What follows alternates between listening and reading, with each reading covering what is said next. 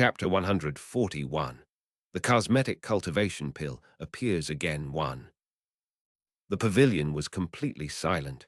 Sue's death was quick and clean, which caused Lu Tao's eyes to narrow. Fear filled his heart as he looked at Meng Hao, who sat there looking quite dignified. It wasn't just him. The well-dressed lady gave Meng Hao a penetrating look, and in her heart she realized that this was not a person to provoke. The middle-aged man with the flagon of alcohol stopped drinking for a moment. His eyes narrowed and filled with a sharp look. The disguised cultivator of the late foundation establishment stage slowly lifted his head to look at Meng Hao. Hesitation seemed to blossom in his heart as he tried to analyze Meng Hao's cultivation base. As for the woman who was in disguise, she glanced at Meng Hao for a moment and then looked away. If there are no further disturbances, then we can begin our secret meeting, said old man Qingshan slowly. He looked at Meng Hao with a friendly expression. All of you made contact with the Secret Trade Alliance in the state of Clear Skies. If you do business here, I can serve as a witness. You can proceed without any reservations. If any problems occur, the Secret Trade Alliance will take responsibility. Now, I would like to invite all of the fellow Taoists to begin business. He spoke in a tone you would use with people of the same generation. Actually, Meng Hao's actions just now had not just caused the others to be frightened. This old man was somewhat in awe of him too. When he finished speaking, he flicked his sleeve, and a copper furnace inlaid with 8 golden dragons flew out. It landed directly in the center of the pavilion. Fellow Taoists, said Lu Tao, clasping hands in salute to the others. Please allow me to go first this time. He waved his right hand, and a jade slip appeared, which then flew into the copper furnace that old man Qingshan had just placed in the middle of them all. This is a list of all the items I'm willing to trade today. There's also a portrait inside. Fellow Taoists, if any of you see this person in the coming days, please send me a message with the information. I will repay you with a chunk of stone from the Lightning Fringe Mountains. He said nothing more. After this, the well-dressed, beautiful lady gave a slight smile and produced a jade slip. Without a word, she sent it into the copper furnace. The items she required as well as could offer for trade were all listed in the jade slip. Anyone who was interested would contact her. This secret meeting was really just a small-scale hosted trade session. After all, most of the participants were not locals and needed to be prudent when dealing with strangers, especially in business. Thus, the Secret Trade Alliance came to be. They would organize similar meetings throughout the southern domain, all presided over by a third party who could bear witness. Soon it was Meng Hao's turn. He thought for a moment. He actually wasn't sure exactly what was going on, but he pulled out a jade nonetheless. After branding it with some spiritual sense, he tossed it into the furnace. He had left a single message inside. What was the black sieve sect up to, and how dangerous was their invitation? It didn't take long for the 8 participants to place their jade slips into the furnace. Old man Qingshan lifted his right hand and flashed an incantation gesture toward the furnace. A droning sound arose, and within the furnace, an intangible flame came into being. The jade slips inside began to melt, and as they did, the 8 golden dragons on the surface of the copper furnace began to squirm as if they were alive.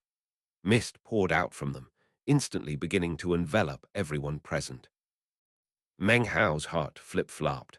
Although he didn't resist, he maintained the utmost vigilance. After the mist had completely covered him, everything grew quiet. Ahead of him, he caught sight of 8 glowing globes of light. It was as if he had been separated into his own area away from everyone else. Information began to pour into his mind. There were lists of dozens of available medicinal pills, magical items, and miscellaneous goods, as well as various descriptions of items desired for purchase. Soon, Meng Hao's eyes began to glitter. Pulling back his spiritual sense, he touched one of the glowing lights. Instantly, the information from the jade slip he himself had just prepared appeared in his mind. Now he understood. After perusing the information from his own slip, his attention was drawn to the very last glowing ball.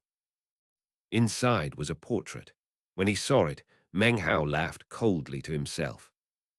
The portrait in the jade slip was of himself. Furthermore, the desired item was a thunderclap leaf. So, in this so-called secret meeting, you can ask for anything you need. This method is pretty good. You can confidently ask or offer things that you normally couldn't. If you strike a deal with someone, you won't know who it was you were dealing with. It seems there are two others who, like myself, want information about the Black Civ sect. He sat there cross-legged, waiting, sure that someone would contact him eventually. As he waited, he sent his spiritual sense out to examine some of the other glowing lights. Suddenly, a white light appeared out of nowhere within the mist. Meng Hao's eyes narrowed. He touched it, and a message appeared in his head. I don't know very much about matters regarding the Black Civ sect, only a smattering. But what I do know is accurate. For my news, I require 500,000 spirit stones. Meng Hao frowned.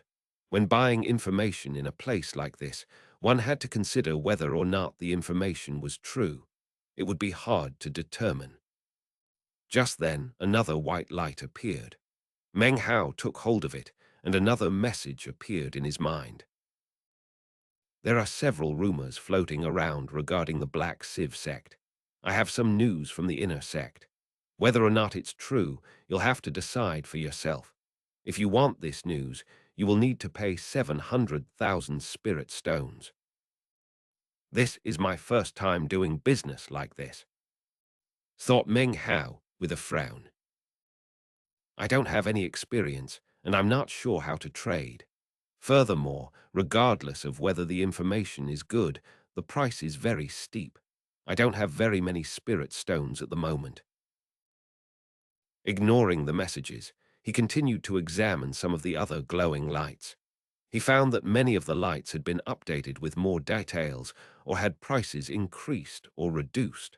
Suddenly, the copper mirror within his bag of the cosmos grew hot. A moment later, the heat disappeared. Meng Hao gaped in shock. He pulled out the mirror and examined it closely. He couldn't find anything all that different about it. Lost in thought, he placed it back. Then he continued to examine the items for sale within the glowing lights. Soon his eyes began to shine as he gazed at one of the glowing lights. Of the multiple items inside, one stuck out to him. Classic of Time. This item stuck out to him because within the glowing light, its name was somewhat dim.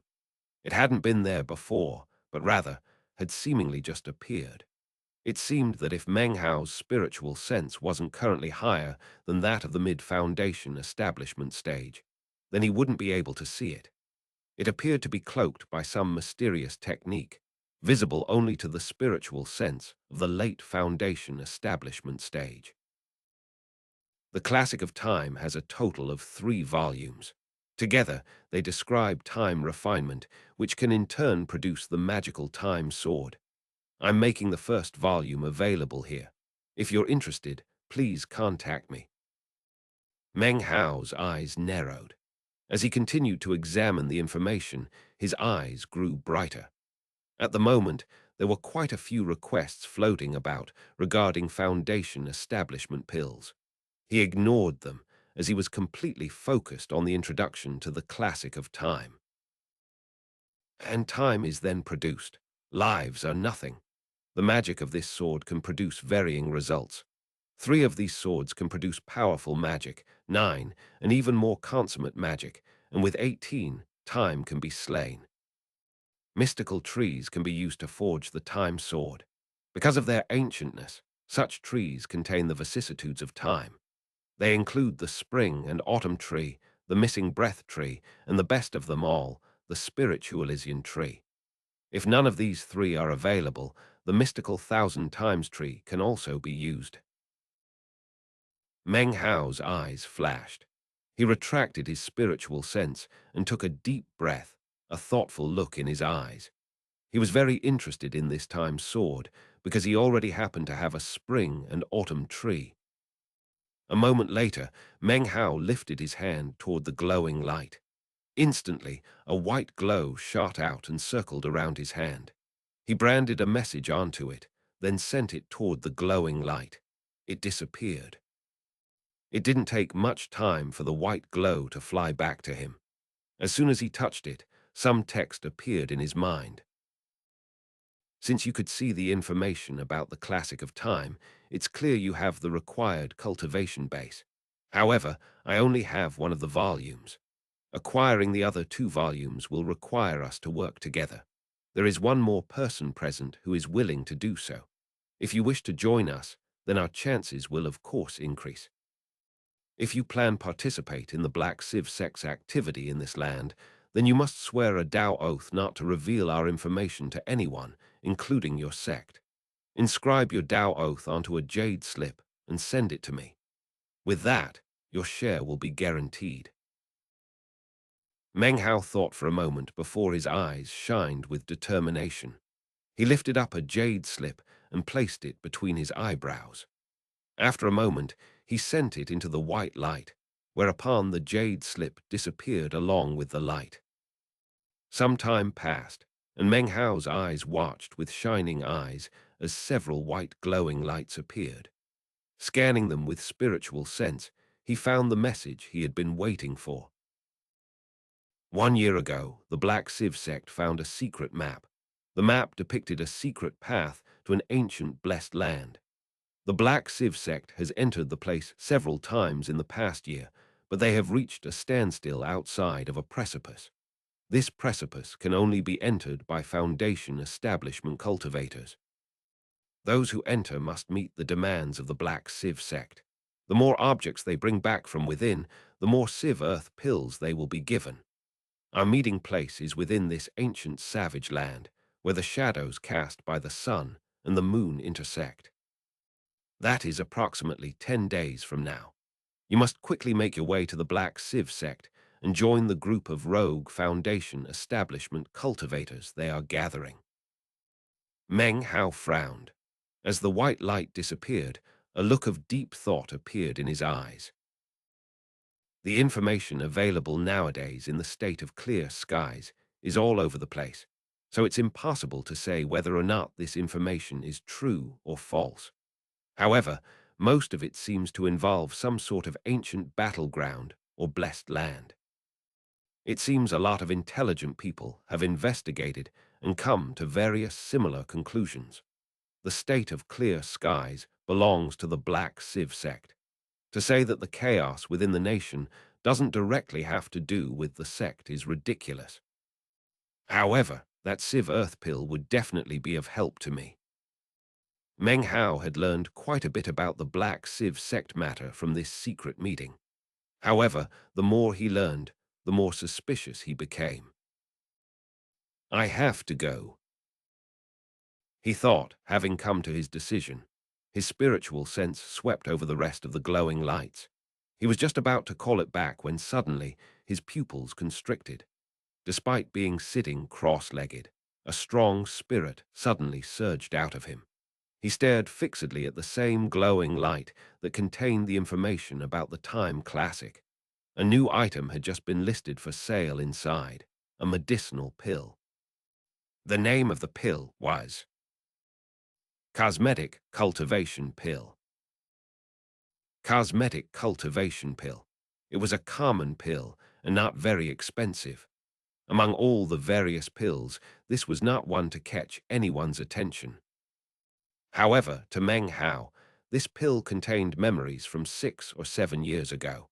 Memories of a beautiful scene underneath the moonlight. I never could have guessed that I would see a cosmetic cultivation pill in this place, said Meng Hao with a sigh. He paid the price for the pill, and soon a glowing white light carried it over to him. The pill landed in his hand, and when he saw it, his entire body shook with surprise. This chapter was sponsored by A.M. Nicholas Abram and Abdelkrim Wahasna. 1. If you forgot about the cosmetic cultivation pill, you can read Chapter 12. Hello, Elder Sister Sue, and Chapter 37. Water and Ink in the Evening. Chapter 142. Black Sieve Sect. As Meng Hao's body trembled within the mist, his eyes began to emit a powerful glow. Even his breathing grew rapid. His cultivation base rotated rapidly, causing the mist to seethe. Meng Hao didn't notice any of that, though. He was staring intently at the cosmetic cultivation pill and something that was etched onto its side. A mountain. The mountain had obviously been etched by someone's hand, not with magic. This was not a famous type of medicinal pill. It was ordinary. The etching was sentimental. The mountain depicted was something that people outside of the Reliance sect wouldn't know about. It was the East Mountain of the Reliance sect. The shape of that mountain had been branded into Meng Hao's mind, and he recognized it immediately. Who would possibly have placed this image of a mountain onto this cosmetic cultivation pill, which would then show up in the state of clear skies? A clear image suddenly appeared in Meng Hao's mind. It was a beautiful, cold woman wearing white clothing. She had brought Meng Hao into the cultivation world. Under the moon, she had glanced back at him. Su Qing. Elder Sister Su. Meng Hao could not prove conclusively that this cosmetic cultivation pill was the one he had given to Elder Sister Su as a gift, but his intuition was telling him that it was. He held up the pill in his hand, slowly closing his fist over it. He sat there quietly. Beneath the wide bamboo hat, a storm began to brew on his face. If she never used this pill, and even took it with her to the Black Sieve sect, then why is it here now? What has happened to her in the Black Sieve sect? This is a picture of the East Mountain. Does she miss the Reliance sect, or does she miss a person? What does this picture of the East Mountain mean? Did she give this pill to someone, or did she sell it? The person I was just interacting with could not have been her. He loosened his grip and looked again at the etching on the side of the pill. His heart suddenly filled with a strong desire to see Elder Sister Sue. Deep inside, the answers to his questions existed already. Elder Sister Sue. A sharp look glowed in his eyes, and he took a deep breath. This pill told him that if she didn't sell or give away the pill, then the only other possibility was. He felt a stab of pain in his heart, and his eyesight grew blurry. In his mind was the image of Elder Sister Sue from all those years ago, so long ago. He slowly put the cosmetic cultivation pill into his bag of the cosmos. The Black Sieve sect, and then there's this classic of time. Meng Hao slowly lifted his head, staring at the glowing lights in front of him. This was not a place where he could attack. It was impossible to tell what would happen if he did anything impulsive. He didn't want to beat the grass and startle the snake, thus putting his enemy on guard. He thought for a bit more, and then his eyes filled with determination. His mind was now made up. He would definitely go to the Black Sieve sect. Meng Hao was in no mood to participate in the rest of the secret meeting. He kept thinking about the image of Elder Sister Sue from all those years ago. When the meeting finally came to an end, he let out a light sigh. The mist around him dissipated. Old Man Kingshan nodded to the group and waved his hand. Then he turned and left. Those who remained in the pavilion didn't stick around to talk. One by one, they disappeared, randomly being teleported away. Such methods were making the secret trade alliance more and more popular. When Meng Hao reappeared, it was outside the gate of another mansion within the city. This location was halfway across the city from the place where he'd followed Lu Tao to. Meng Hao had already ascertained that the palace he'd been in was not located within the city at all. The place he'd followed Lu Tao to was merely an entranceway. He walked down the moonlit street, looking up into the sky. His long, lonely shadow stretched out on the ground, seemingly filled with bleakness. The moon above was the same, but the location was different. It seemed like years had passed since the previous day. Looking back in time, it seemed as if he had no place to call home. He sighed and walked onwards. He continued to walk until the sun rose, and then walking until he left this city of cultivators. Finally, his body transformed into a prismatic beam which shot through the state of clear skies toward the Black Sieve sect. Several days later. The Black Sieve sect was located in the east of the state of clear skies, in the middle of the 100,000 mountains. Its main gate was vast and mighty. Its majesty would strike awe into the heart of any cultivator who looked upon it. The 100,000 mountains surrounding it served as a foil to the 99 mountains within their center. Above these 99 mountains floated a massive mountain, upturned to create something that was almost a continent. On its underside, willows draped down, some a few dozen meters long, others hundreds. Clouds curled up around this massive land, giving it a truly celestial feeling. Richly ornamented buildings, pagodas and temples covered it. Beneath it, the 99 mountains were all connected with colorful arching bridges. It was unsurprisingly beautiful. Gurgling water dripped off of the ragged rocks on the bottom of the floating mountain, making this sect a place of indescribable beauty. The faint sound of bells filled the air, creating an incredibly serene air. The highest peak of the floating mountain seemed to stretch up to the heavens. It was there that for generations had existed an enormous incense burner. 3 massive burning jar sticks stood up straight within the incense burner. They seemed inextinguishable, as if their fragrance would last throughout all eternity. Their smoke rose up into the sky to eventually be transformed by the wind into wisps like willow branches, and then dispersed. These were the lands of the Black Sieve sect. In fact, if the Black Sieve sect wanted to, it could claim the surrounding 100,000 mountains as part of the sect. After all, it was one of the 5 great sects of the southern domain. Its Tao reserves were profound, and its sect techniques tens of thousands of years old. The spiritual energy here was very thick. In fact, the spiritual energy in the surrounding 100,000 mountains was thicker by far than any of the spirit mountains within the state of Zhao. Any single mountain here had spiritual energy thicker than the valley where Meng Hao had reached foundation establishment. This was especially true within the 1,000 mountains. There existed spiritual energy so thick that even the mortals who lived in the region had increased longevity. From birth, they breathed in the spiritual energy and didn't need to practice cultivation to increase their lifespans. Within the 100 mountains, it was even more astonishing. A young man stood outside the 100,000 mountains. He wore a black robe, and his face was filled with a lofty and proud look. The 100 mountains of the Black Sieve sect, he said coolly, is where only qualified members of the inner sect may practice cultivation.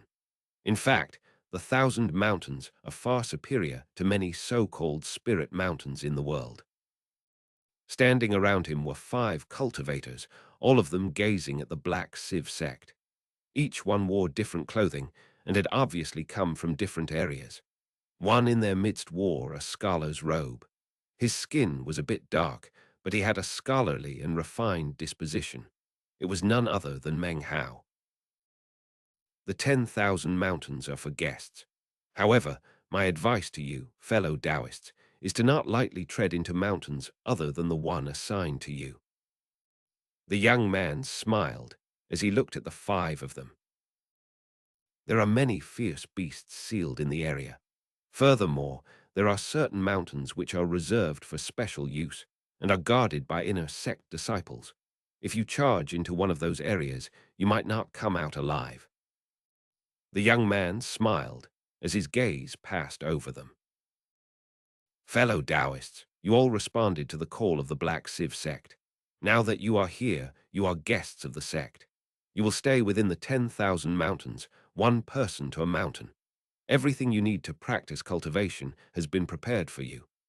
Upon entering your mountain, a disciple from the Black Sieve sect Pill Mountain will deliver a Sieve Earth pill to you. This pill is a welcoming gift. However, I, Zheng, must remind you, taking the pill, entering the mountain, and signing your fingerprint signifies that you are entering an agreement. If you renege on your promise or secretly leave, then you will be punished by the Black Sieve sect. With a smile, he cupped hands and bowed. Nearby, 5 Black Sieve outer sect disciples waited to receive them. Seems fair, said one of the 5 cultivators, an old man in a grey robe. The others voiced their agreement. Meng Hao said nothing as he gazed off into the endless mountains. Very well then. Fellow Taoists, you should not have very long to wait until we begin. Quite a few others have arrived already. The young man smiled and bowed again. Within Meng Hao's group of 5 was a middle-aged man with a sallow face. How many fellow Taoists of the foundation establishment stage have come already? He asked suddenly. Not counting you ladies and gentlemen, there are already 97. The young man surnamed Zhen nodded, then turned, transforming into a beam of light that shot off into the distance. Fellow Taoists, please follow us. We will take you to your respective mountains. The group of 5 young disciples, who obviously were from the outer sect, cupped hands and saluted respectfully, then led the way. The person leading Meng Hao was a young woman of about 26 or 27 years of age. Her cultivation base was at the 7th level of qi condensation. She was pretty and had an intelligent air to her. Senior, please, follow me, she said softly. Although Meng Hao's skin was a bit dark, he was cultured and refined. He had the air of a scholar, which wasn't common among cultivators.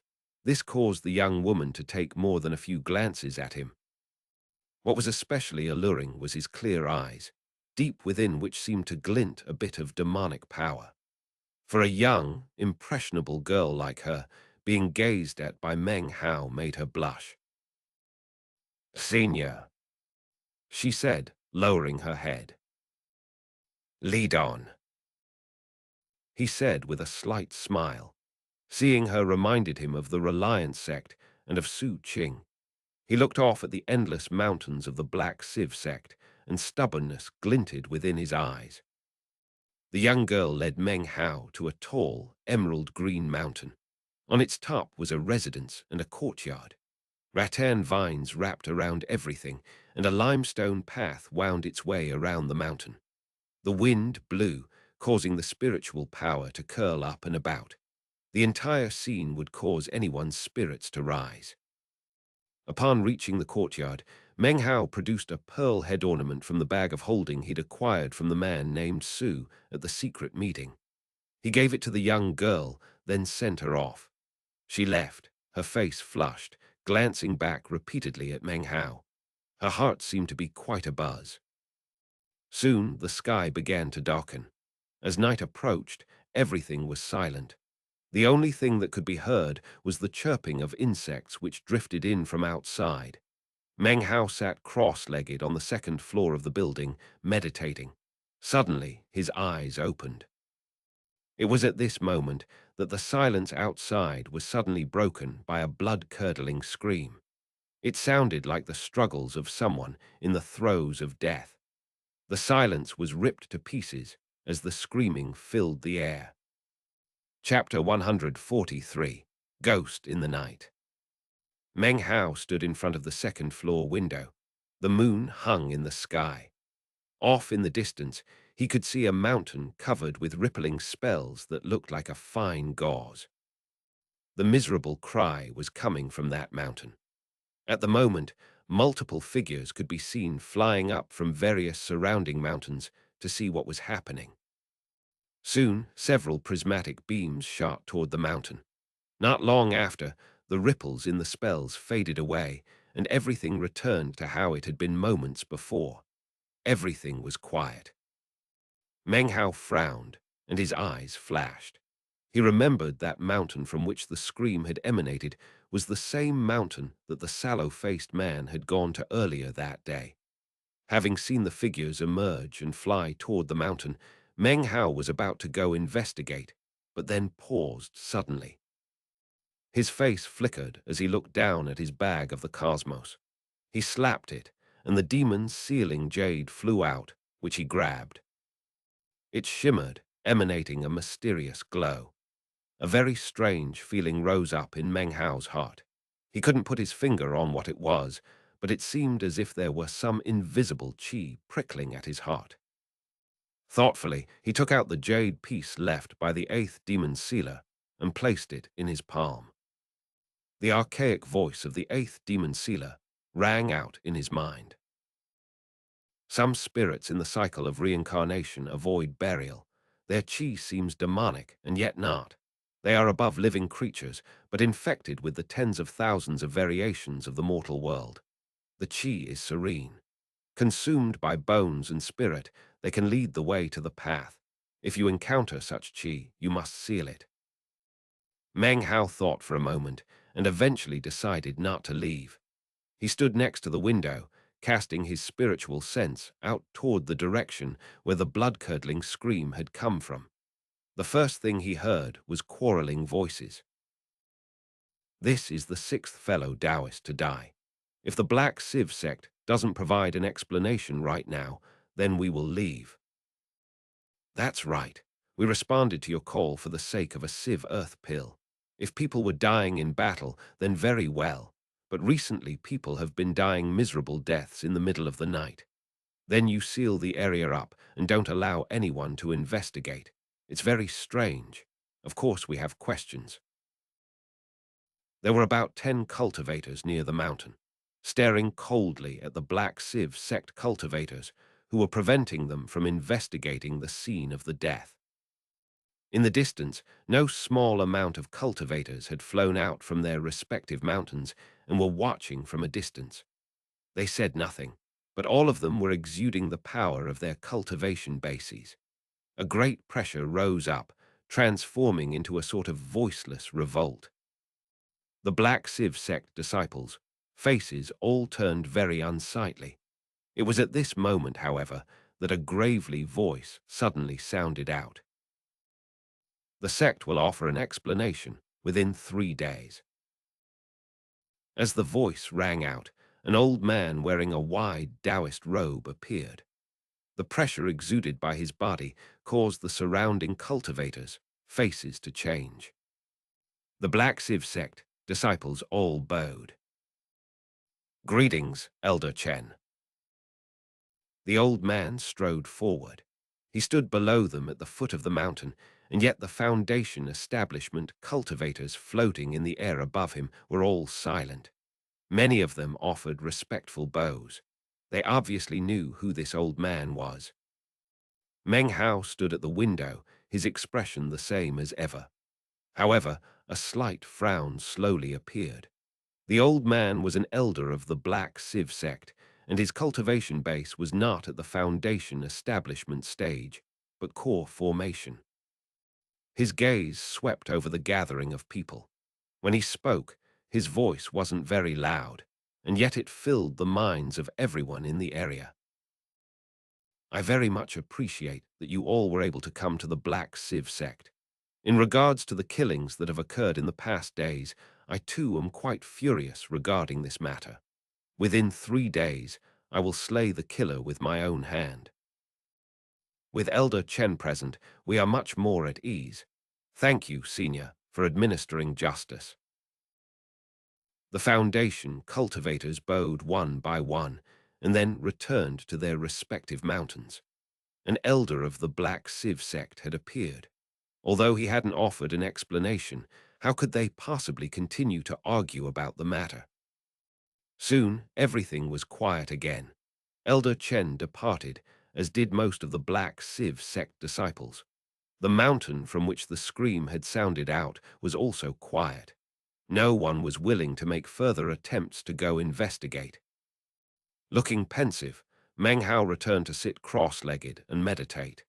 Within his mind echoed the words of the eighth demon sealer.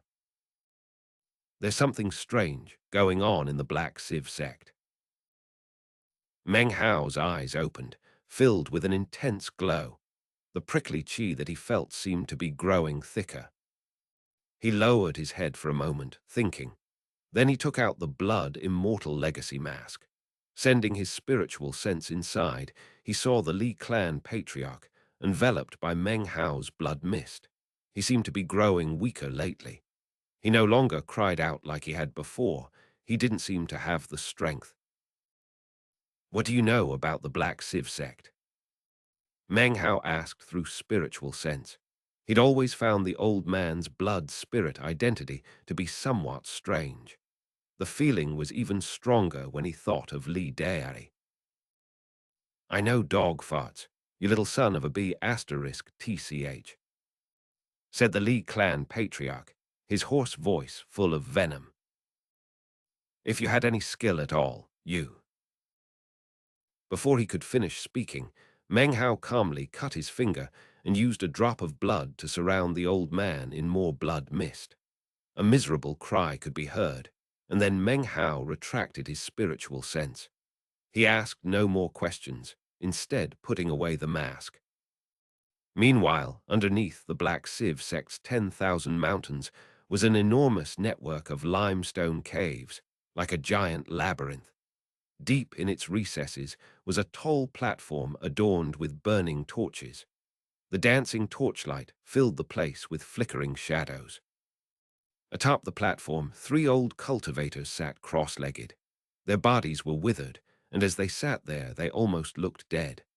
A strong death chi swirled around them, and yet their eyes were open and gleamed with ancient, netherworldly light.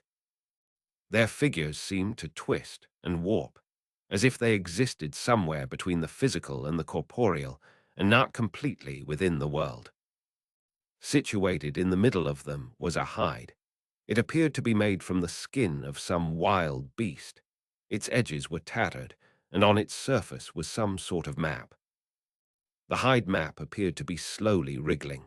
Standing atop, it was the phantom image of a man who at the moment was letting out a soundless scream. It looked like the ghost of a middle-aged man, his face sallow. This was one of the 5 people who had arrived with Meng Hao. His body started to get blurry and soon disappeared. When it did, the edges of the hide slowly expanded a little, and the hide became a bit more glossy.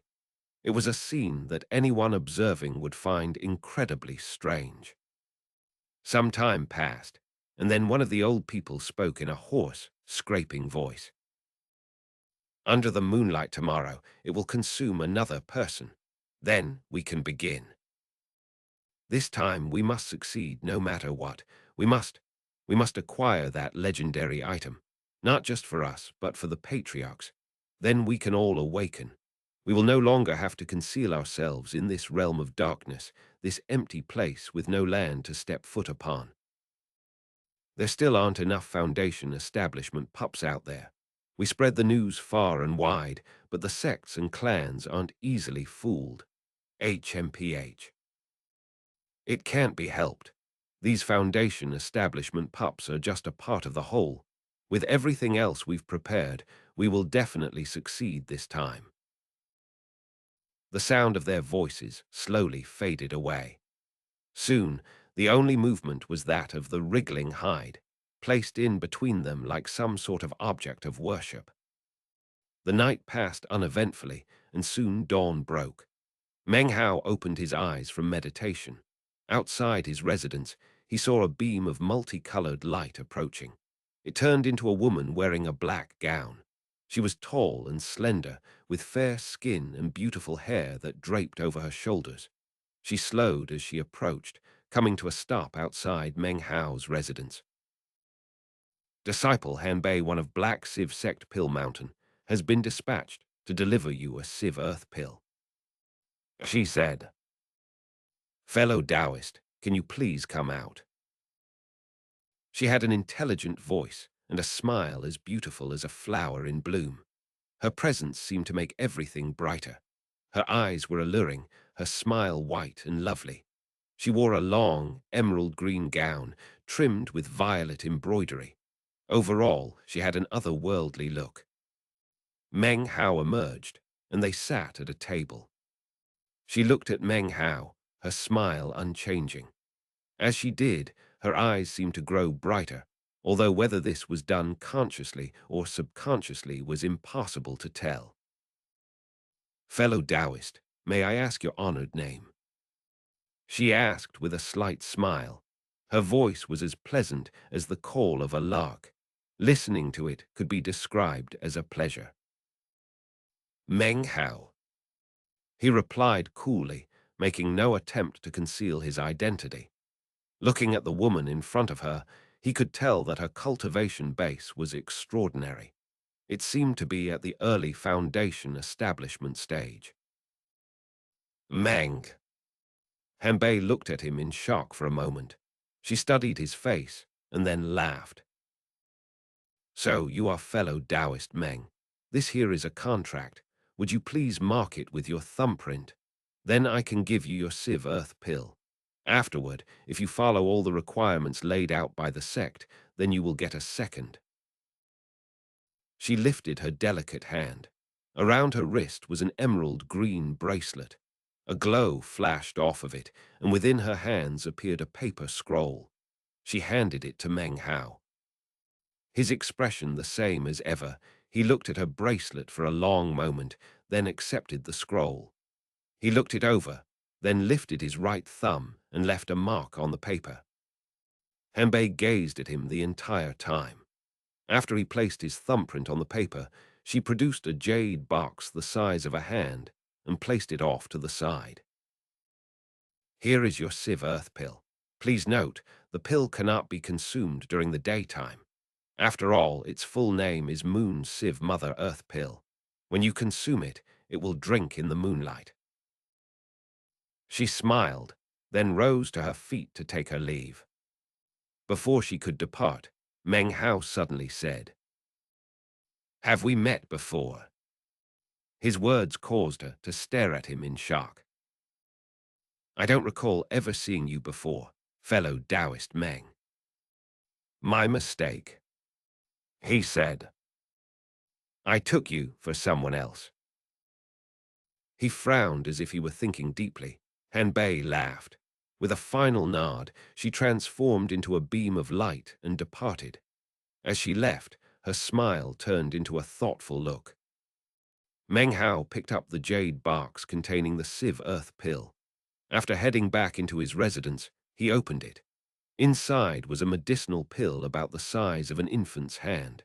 It was white and wrapped in a wax seal. Despite that, a thick medicinal aroma wafted off of it, as well as rippling spiritual energy. Actually, one of these pills is enough for me, but I can't casually consume it. I need to test it out to see if it's real or fake. He put the jade box away, then closed his eyes and continued to meditate. Time slipped by, and soon it was late at night. The moon hung brightly in the sky, and everything was quiet. Outside of Meng Hao's mountain, however, a shadowy figure appeared noiselessly. It was very strange in appearance, like a rippling piece of hide. A closer look revealed that the person's features were none other than the sallow-faced, middle-aged man who had passed away. His eyes shone. He looked around at the surrounding mountains, then selected Meng Hao's. His body flashed, and he floated up toward Meng Hao's residence. As he approached the residence at the top of the mountain, Meng Hao, who was sitting cross-legged meditating, suddenly lifted his head. His eyes glittered brightly. One Hanbei's name in Chinese is Chinese letter Han Bei. Han is a common surname. Bei means shell. Chapter 144. A Figure in the Crowd. Meng Hao gave a cold snort. His right hand slapped the bag of the cosmos, and the two wooden swords appeared soundlessly. Next, a talisman dropped into his hand, and his body became invisible. It was then that the figure of the sallow-faced man floated to the mountain top. All the vegetation he passed on his way withered up, as if the life had been sucked out of it. The limestone path turned into ash, and it seemed as if the entire mountain was encircled with a dense death chi. However, no one outside of this particular mountain had any clue that this was happening. The figure floated up to the outside of Meng Hao's residence. Not pausing for a moment, it passed directly through the wall into the second floor.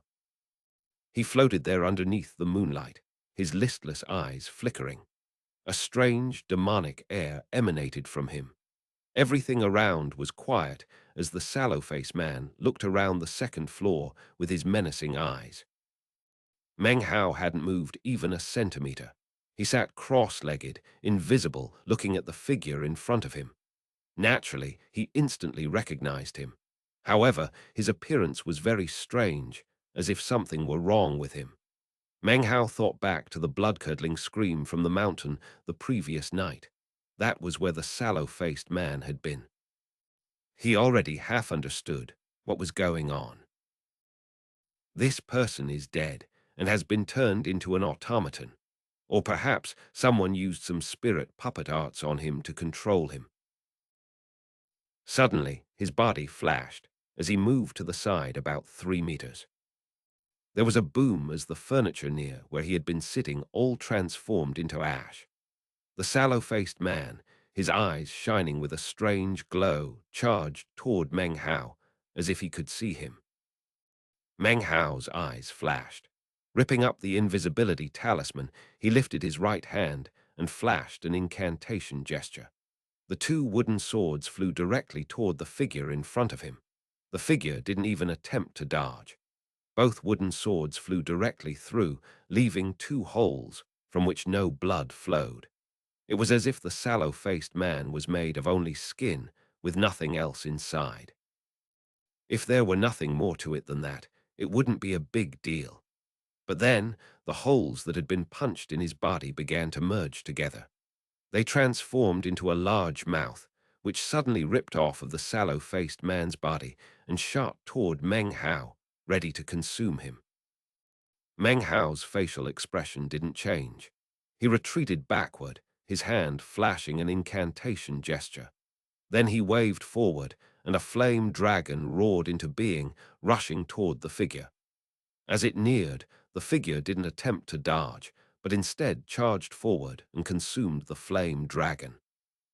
It turned its head to look at Meng Hao, its lips twisted into a hideous grin. Then it threw itself toward him. Meng Hao frowned, both hands flashing incantation gestures as they pushed forward into midair.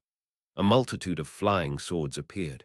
Instantly, they shattered into pieces, turning into a cloud of shrapnel which shot forward with incredible force. Like a tornado, it sped toward the sallow-faced man. At the same time, the two wooden swords circled back toward the figure, radiating sharpness. They stabbed directly toward its head. They were followed by the black net, which Meng Hao had just tossed out. Popping sounds rang out as the flying sword shrapnel ripped the figure almost completely in half, and the wooden sword stabbed into its head. But the figure, despite being horrifically injured, still looked at Meng Hao with the half-face it had left and smiled. It tried to rush toward him again, but was enveloped by the black net. Its body writhed as it attempted to squeeze through the gaps in the net.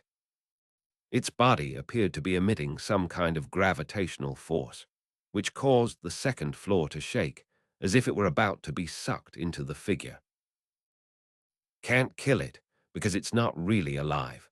No wonder it's killed so many Foundation establishment cultivators.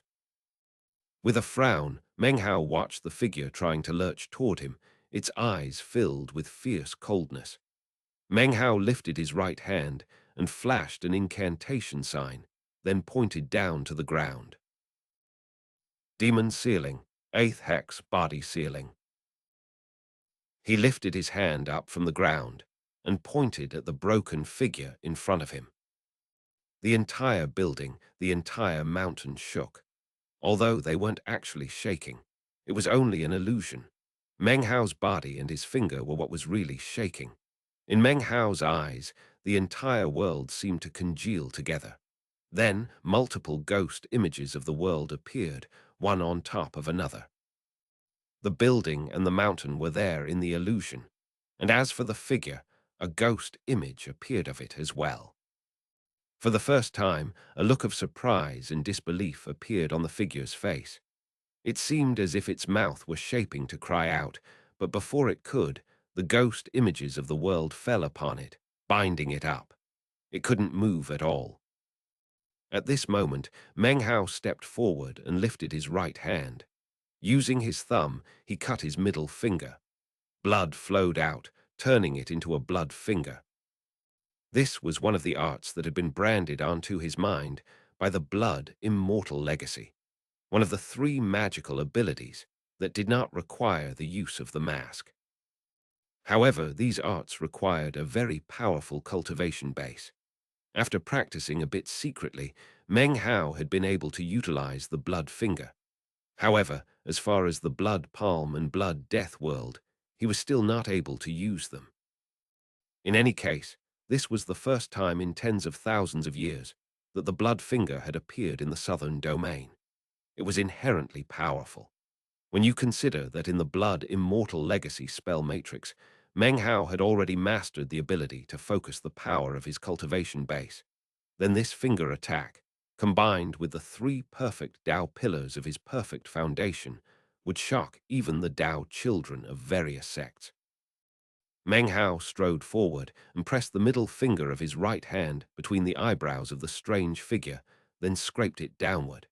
A shrill scream sounded out as the figure's body began to tremble.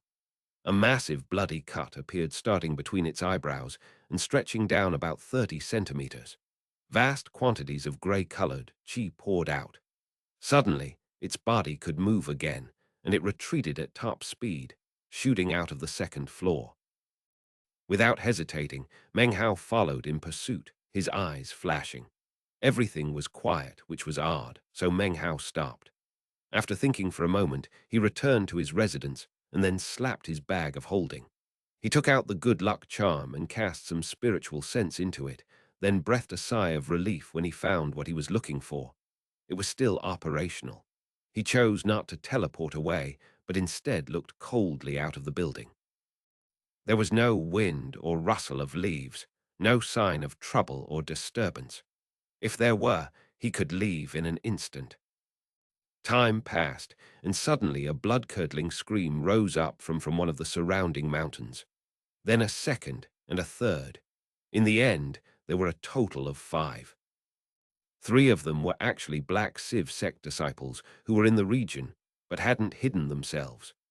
They screamed as their bodies withered up, their flesh and blood sucked away until their lifeless skin flopped onto the ground. This night would not pass peacefully. Many of the Foundation establishment cultivators were on guard, and even many of the Black Civ sect disciples were dispatched out. It wasn't until dawn broke that things seemed to calm down. Many people saw that it was a broken-down figure who cruelly slaughtered the Black Civ sect disciples and the 2 Foundation establishment cultivators. Eventually, the figure was put down by a Black Civ sect elder. To most of the cultivators, this counted as the explanation they had been waiting for. In the following few days, there were no more mysterious deaths among the Foundation establishment cultivators. Gradually, people stopped talking about the event. Time flashed by, and soon 6 days had passed since Meng Hao had arrived at the Black Civ sect.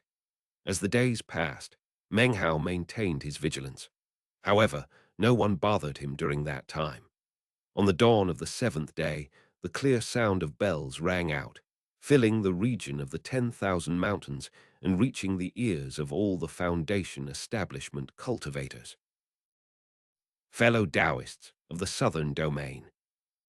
A voice echoed out.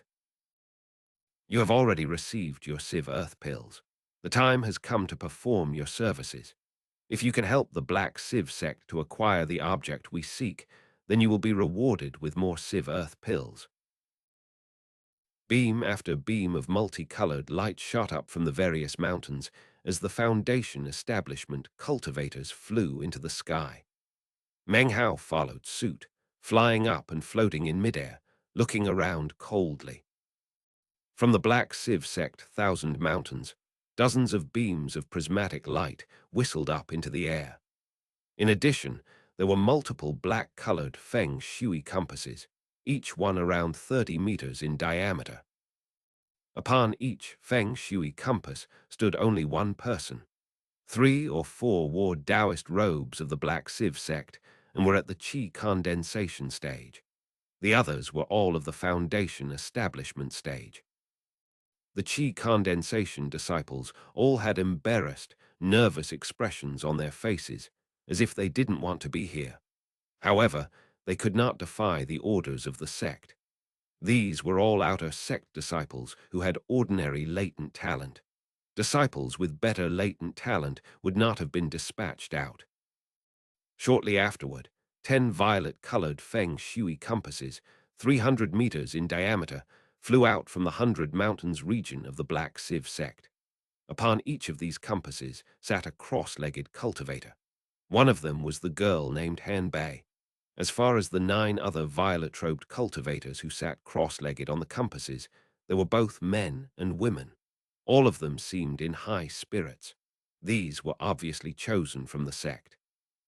They flew forth and then hovered in the air.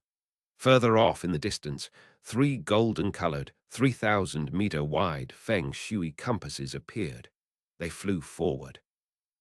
On each of these compasses sat a person. 2 were men and 1 was a woman. One was Elder Chen, and the other 2 appeared to be middle-aged, with cold expressions. The power of core formation rippled out from them, attracting everyone's attention. After the golden feng shui compasses, another, smaller one appeared. It was only about 300 meters in diameter and violet-colored. Sitting cross-legged on this feng shui compass was an old man in a violet robe. He had a black birthmark on his face, which somewhat spoiled his transcendent demeanor. He looked fierce, and the instant he appeared, it seemed as if everything suddenly grew dark. However, what caught Meng Hao's attention wasn't the old man. Behind him was a massive feng shui compass with hundreds of cultivators. Amidst them was a lonely-looking woman. The instant he caught sight of her, Meng Hao thought of that day years ago, under the moonlight. In his mind, he could see her looking back at him, and could even hear the words she had spoken. I went to the pill cultivation workshop. The cosmetic cultivation pill you gave me before wasn't purchased by you. 1. Elder Sister Sue. 1. If you want to reread the part with the quote from Elder Sister Sue, it's at the very end of Chapter 37, Water and Ink in the Evening. Chapter 145, An Ancient Mountain Path. Patriarch Violet Civ. I never imagined that the person leading us would be the Black Civ sect's nascent soul, eccentric Patriarch Violet Civ. They say his killing aura is incredible. Years ago, when he was forming his nascent soul, his name rocked the southern domain. Once he wiped out 3 sects in a single night. According to the rumors, the Black Civ sect has already entered that danger zone 5 times. Each time they leave behind people to stay on guard. Today is the 6th time. Even still, look at how many people they've mustered. This sect is so powerful. No wonder they're one of the 5 great sects of the southern domain. Meng Hao heard the talk around him and also felt the pressure exuded by the violet-robed old man. But his vision was focused further back, on the enormous 9,000-meter-wide yellow feng shui compass which was flying in his direction. Standing atop it, amidst hundreds of cultivators, was a woman. She wore a long black gown, and her face was pale white, almost bloodless. This made her already chilly disposition even icier. However, looking at her, Meng Hao got the sense that in truth, She was actually just covering up her fragile heart. Elder Sister Sue, he murmured as he looked at her. Finally, he could rest a bit at ease. Now, they weren't so very far away from each other. And yet, despite being so close to each other, they were still worlds apart. It was at this point that Meng Hao frowned. He noticed that standing next to elder sister Sue was a pretty woman with a coquettish air and a sneer in her eyes. It seemed as if she were criticizing elder sister Sue, who then lowered her head as if she didn't dare to speak. Her face grew even paler. A cold glow appeared in Meng Hao's eyes. Along with elder sister Sue, there were several hundred disciples on top of the massive feng shui compass. Their cultivation bases were varied, but it was obvious that they were ordinary disciples, not chosen of the sect. Also on the feng shui compass was a gigantic pitch-black statue of a bare-chested man with wings growing out of his back. The wings were half spread open, giving the statue a very peculiar look. Even more strange was that a very tall hat was perched atop the statue's head, which seemed very out of place. If that were all there was to it, it wouldn't be a big deal. But upon further inspection with his extraordinary spiritual sense, Meng Hao noticed that the statue was not entirely lifeless. It was breathing. With every breath, it sucked in a bit of qi from the hundreds of Black Civ sect disciples who stood around it. Meng Hao's eyes narrowed. Many of the disciples on the feng shui compass looked in very high spirits. They obviously had no idea what the statue was doing. On the 10-sided violet feng shui compass was a refined and elegant young man. He stood up with a smile and spoke to the group of rogue cultivators, including Meng Hao. Fellow Taoists, I presume many of you know me. I am Zai Jai, one of the Black Civ sect.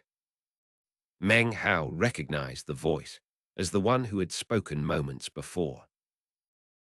I think quite a few fellow Taoists have some speculations regarding our trip today.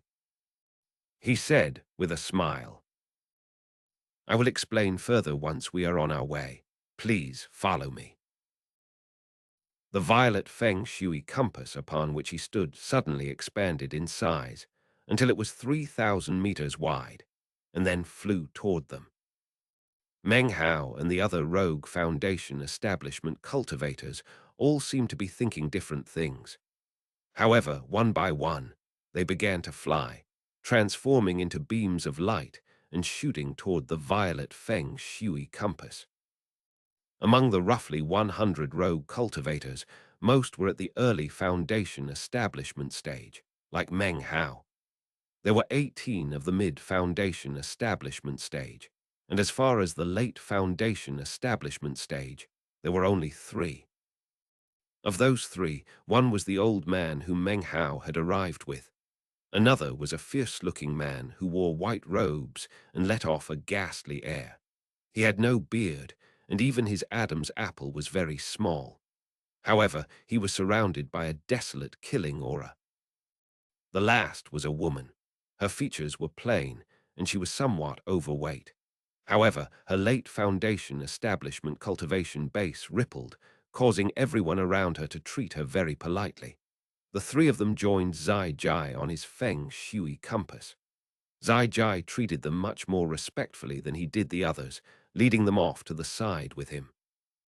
At the same time, Meng Hao looked around at the rogue Foundation establishment cultivators and caught sight of Lu Tao over in the corner, along with the richly dressed woman from the secret meeting. There was another person who caught Meng Hao's attention. This person appeared to be at the early Foundation establishment stage and milled about innocuously in the midst of the crowd. Meng Hao's eyes passed over him at first.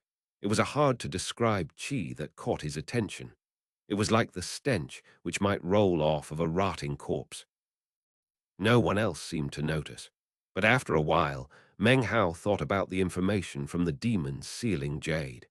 He also thought back to the prickly qi he had sensed in the Black Civ sect. The feng shui compass began to vibrate beneath their feet and then shot forward. Together with the other Black Civ sect Feng Shui compasses, they transformed into colorful beams of light as they sped through the air. The direction they were heading turned out to be the 100 Mountains of the Black Civ sect. Meng Hao stood there quietly, unmoving. Anyone who looked at him saw a cultivation base at the early foundation establishment stage. He stood in the middle of all the cultivators. Other than Lu Tao, no one seemed to notice him. Elder sister Su didn't notice him either. Her face was covered with a bitter expression, as if she was pondering her own future. As the Feng Shui compasses neared the middle of the 100 Mountains, the tendrils of smoke rising up from the massive incense burner began to twist in the air above the sect. Layer upon layer, they twisted together to form an enormous ring of smoke. As the smoke ring formed, the space in the middle began to ripple. Meng Hao watched as the lead Feng Shui compass entered into the smoke ring and then disappeared. His eyes flickered as the violet Feng Shui compass he stood on entered the ring. Soon all of the Feng Shui compasses and cultivators had entered, whereupon the smoke ring disappeared and the Black Civ sect returned to its normal state. Outside of the 100 Mountains, a shield appeared. Shields also sprung up around the 1,000 Mountains and the 100,000 Mountains. The entire sect was now sealed up tight. No one could leave or enter. About the same time that the Black Civ sect sealed itself, divine scents from multiple locations began to sweep about the state of clear skies. This was divine scents from various sects and clans within the southern domain, come to investigate what was happening within the Black Civ sect. Because of different agreements that they had with the Black Civ sect, they couldn't interfere. Back on the Feng Shui compass, Zai Jai's voice rang out. Fellow Taoists, there's no reason to be alarmed. This is one of the Black Civ sect's most valuable treasures, the heaven-forged furnace. In ancient times, it was inscribed with void-penetrating runes that turn it into a teleportation portal. As to where the teleportation portal leads to, I'm afraid none of you are familiar with it. Even I myself don't really know. The teleportation just now had caused a buzz of conversation to arise, but after hearing Zai Jai's words, everyone quieted back down. Meng Hao looked around coldly. They seemed to be surrounded by blackness interspersed with points of light that looked like stars. Everything around them was empty, without the least bit of light. Only the glow emitted by the Feng Shui compasses illuminated the people on them. Ahead, one Feng Shui compass after another flew along. Most of the Black Civ sect disciples were sitting cross-legged meditating. Only the group of chosen on the violet Feng Shui compass was staring out into the blackness. Further away, the three-core formation eccentrics seemed to be discussing something amongst themselves with divine thought. And then there was the most powerful person of all, Patriarch Violet Civ, who sat motionless meditating, his eyes closed. Elder Sister Su was sitting silently in the midst of the several hundred Black Civ sect disciples. The statue in their midst seemed as if it were about to melt into the blackness of this dark world. Ghost images resonated out from it, adding to its bizarreness. On Zai Jai's Feng Shui compass, one of the three late Foundation establishment cultivators, an old man in a gray robe, frowned and said, "Fellow Taoist Zai, you said you've been to this place a few times before, yet you don't know how to describe where we're going." Zai Jai seemed to hesitate in thought for a moment, and then looked around for a moment. "Well," he said, "I do know a bit about the path we're traveling. As fellow Taoist too surmised, this is a path that cultivators in ancient times would use to travel to the stars to collect foreign spirit lineages. It is a path between mountains." The surrounding cultivators stared in astonishment at him, and then looked around them, seemingly intent on fixing everything around them into the memories.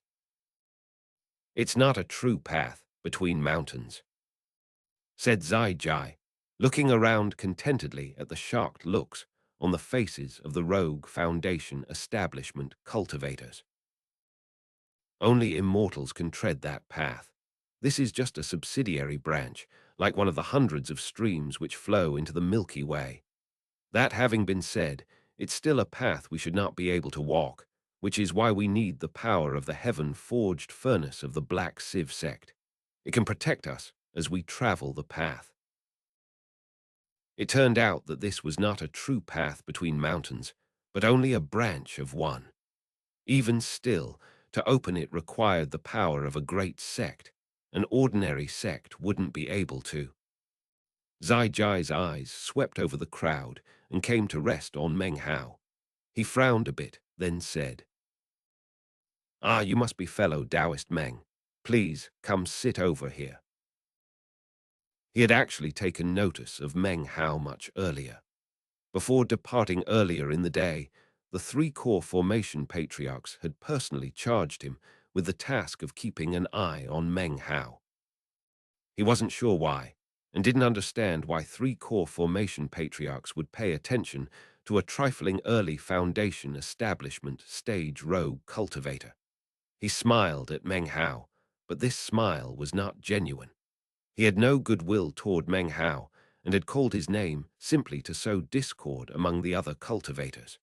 Perhaps in this way he could get some clues about Meng Hao. Exactly as he had anticipated, his words caused the surrounding rogue cultivators to look over at Meng Hao. Many of them stared.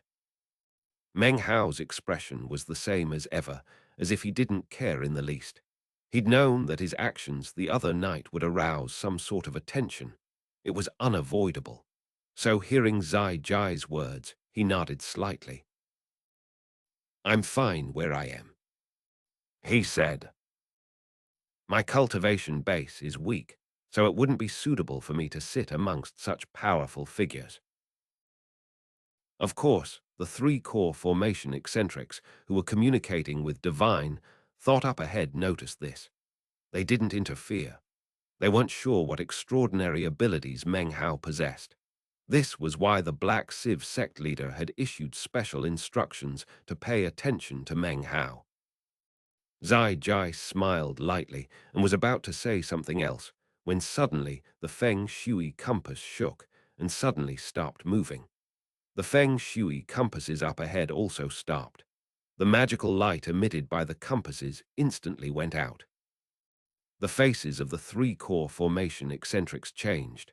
The eminently powerful patriarch Violet Civ opened his eyes for the first time. They shone with both dignity and caution. An archaic voice suddenly echoed out in the minds of all the cultivators. "Everyone quiet." It was as if an intangible seal had been placed on all of them, preventing them from speaking. Within the silent darkness around them suddenly appeared a beautiful, five-colored glowing light. In front of them appeared an enormous jellyfish, tens of thousands of meters large. Its countless tentacles swayed gently, and its semi-transparent body slowly rippled. Its glow shone down into the eyes of the onlookers. Within the body of the jellyfish, everyone was able to see a rotting corpse. It appeared to have been half digested by the jellyfish. This chapter was sponsored by Quentin Nivan, Dan Tran, Danius Glebus, and Joshua Marsh. One Zai Jai's name in Chinese is Chinese letter Zai Jie. Zai is a surname, and also the word for thanks. Jai means outstanding or heroic. Chapter 146. This is ultimate vexation. There was a hole between the eyebrows of the corpse, which appeared to be completely frozen. It was as if the rest of the corpse might decay, but this spot would exist for all eternity. Everyone stood stock still, gazing at the jellyfish as it slowly floated along. Its long tentacles drifted through the midst of the Feng Shui compasses, then proceeded on into the distance. Finally, Patriarch Violet Sieve let out a light sigh. He stood and faced the departing jellyfish. Clasping his hands together, he gave a deep, respectful bow. Then his ancient voice slowly filled the air. That was the third-generation ancestor of the Black Civ sect. His cultivation base was at the peak of the Tao-seeking stage. As he was attempting to reach immortal ascension, a patriarch of the Wang clan mounted a sneak attack against him. He was not able to achieve immortality and fell to this path. That year, our sect and the Wang clan fought a bloody war that lasted for 3,000 years. Eventually, the hostilities ceased. However, all of you Black Civ sect disciples should take to heart this bit of sect history. It seemed that for many of the Black Civ sect disciples, this was their first time hearing of the matter. Their eyes glittered brightly as they listened. Meng Hao's heart thumped as he silently watched the jellyfish depart. Soon, the group proceeded onward. They didn't encounter any more strange phenomena like the jellyfish. They flew for about 2 days, until suddenly, the blinding glow of the feng shui compasses disappeared down a smaller branch of this path between mountains. Meng Hao could now see an incredible mountain range that stretched out seemingly without end. Everything was gray as far as the eye could see, with no vegetation present whatsoever. Far in the distance was what appeared to be a massive, fissure-like canyon that formed a path. On either side of the path were cliffs that stretched down so far that the bottom wasn't visible. Surprisingly, there were several hundred cultivators sitting cross-legged outside of the canyon. Their faces were all pale, and they looked somewhat down and out. 40 or 50 of them were wearing random styles of clothing and were obviously not Black Civ sect disciples. They were a group of rogue Foundation establishment cultivators who had arrived much earlier than the group Meng Hao was part of. The two groups exchanged glances. The rest of the cultivators were Black Civ sect disciples. When they caught sight of the group led by Patriarch Violet Civ, their expressions grew brighter. They all stood up, and from within their midst emerged a beautiful, middle-aged woman wearing resplendent clothing. She emanated a mature grace, although her face was somewhat pale. When she saw Patriarch Violet Civ, she let out a light sigh and nodded. The woman didn't notice Meng Hao, but he recognized her. She was the one who had taken Su Qing away from the Reliance sect all those years ago. Together with Patriarch Violet Civ, there are now 2 nascent soul cultivators present. Thought Meng Hao. Exactly what is this place? Is it really a blessed land? He thought for a moment, then lifted his hand up to pat his bag of the cosmos. He then held up the good luck charm and sent a bit of spiritual power into it. He still sensed the teleportation ability within, which lessened some of his anxiety. One of the main reasons he decided to come to the Black Civ sect was because of his ability to rely on the good luck charm's teleportation. Patriarch Reliance had kept this object in his collection, which caused Meng Hao to be confident in it, even though he'd never tried it out. Out of the corner of his eyes, he caught sight of Su Qing within the large group of cultivators. Her brow was furrowed as the coquettish woman next to her ridiculed her. Meng Hao frowned. He could see that elder sister Su was unhappy. He glanced at the coquettish woman, and the coldness in his eyes grew icier. It was at this moment that Patriarch Violet Civ stood up, and the feng shui compass beneath him shrank down. He strode forward toward the beautiful woman, and they began to converse in low tones. An unsightly expression appeared on the face of Patriarch Violet Civ as they continued to discuss some matter. Then they turned together and walked toward the fissure-like canyon. Next, all of the Black Civ sect disciples left the feng shui compasses, transforming into beams of light as they shot into the fissure. The cultivators sitting cross-legged outside of the fissure also rose to their feet and moved in. Zai Jai clasped hands toward the rogue cultivators, including Meng Hao. Ladies and gentlemen, please follow me. The feng shui compass beneath them began to shrink. Everyone seemed to be considering what to do. However, no one retreated. Taking their various thoughts with them, the group turned into beams of light and shot into the fissure. Meng Hao's expression was calm as he flew forward slowly. Behind him, the group containing Su Qing began to follow. However, she was obviously not a foundation establishment. She couldn't achieve true flight and instead flew along on top of a colorful mist. Meng Hao slowed down a bit, but then Zai Jai suddenly turned and looked at him, his eyes flashing like lightning. It seemed he was about to say something, but then didn't, as a woman suddenly approaching Meng Hao from off to the side. "Fellow Taoist Meng, we meet again." The woman wore a long, violet robe. She was beautiful and charming, and when she smiled, her teeth were white. She flew along at Meng Hao's side. "Ah, fellow Taoist Han," said Meng Hao, looking at her and nodding. This was the woman who had delivered the Civ Earth pill to him a few days ago. The group of people, nearly 1,000 strong, whistled through the air into the fissure. Cliffs rose up on either side of them. Nothing was visible beneath them, as if the fissure was bottomless. "Fellow Taoist Meng," Han Bei said suddenly, her voice light and pleasant. "You have a very refined style. Presumably, you come from an extraordinary family. Do you really need to participate in this event just to get a Civ Earth pill?" Meng Hao's eyes flickered as he looked at her. "I'm afraid I don't understand what you're talking about, fellow Taoist Han."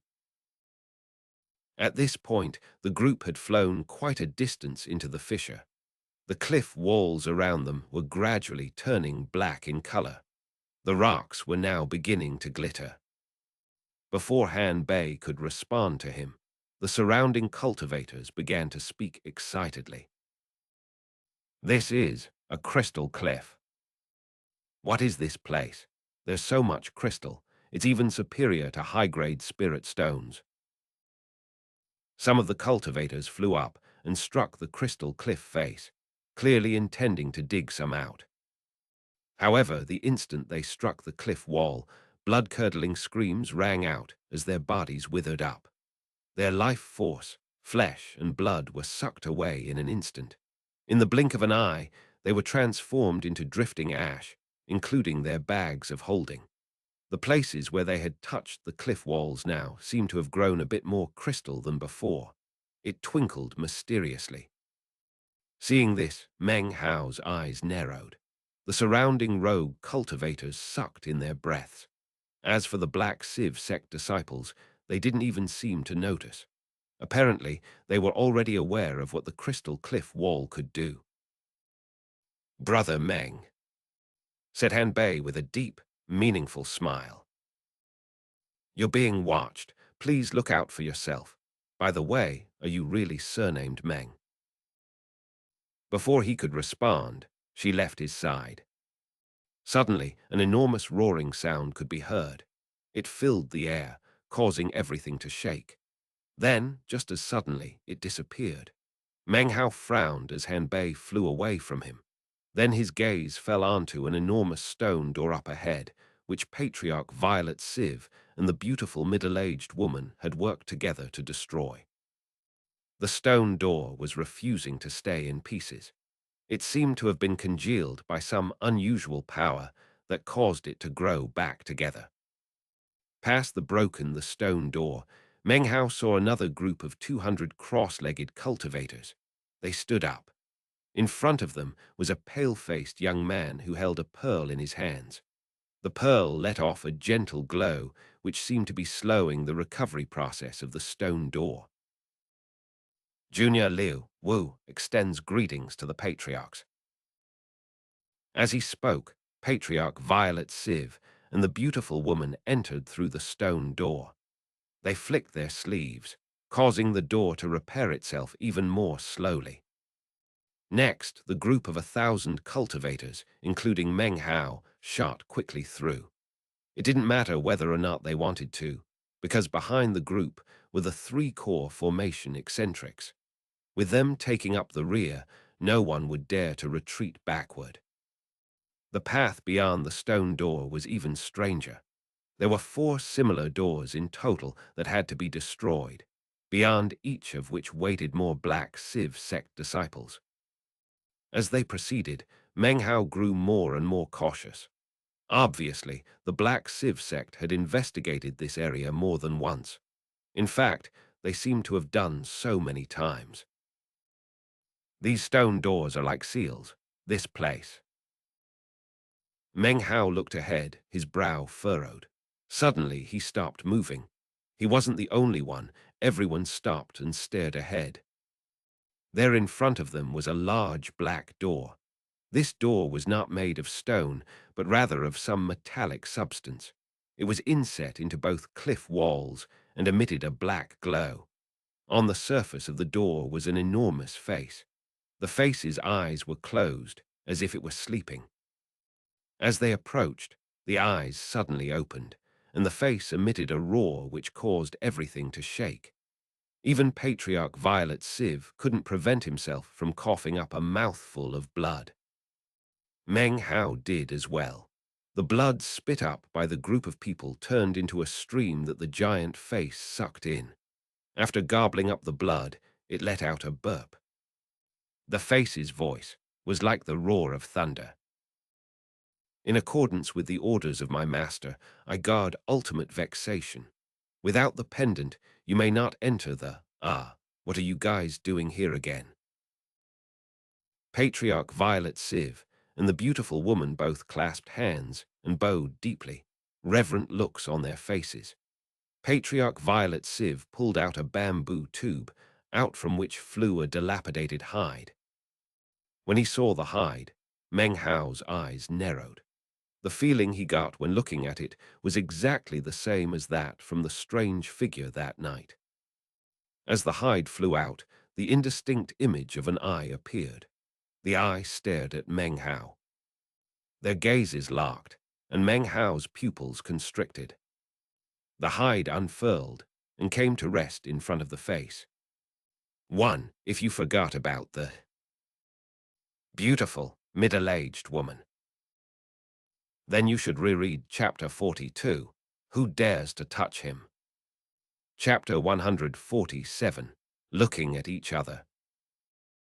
You can only use this thing one time, said the face, yawning. As it spoke, a fierce cry suddenly rang out from behind the group of people. Meng Hao looked back and saw that the strange statue that was being carried along suddenly was melting. It turned into 3 globes of black mist. Inside each mist sphere was an old person surrounded by an aura of death.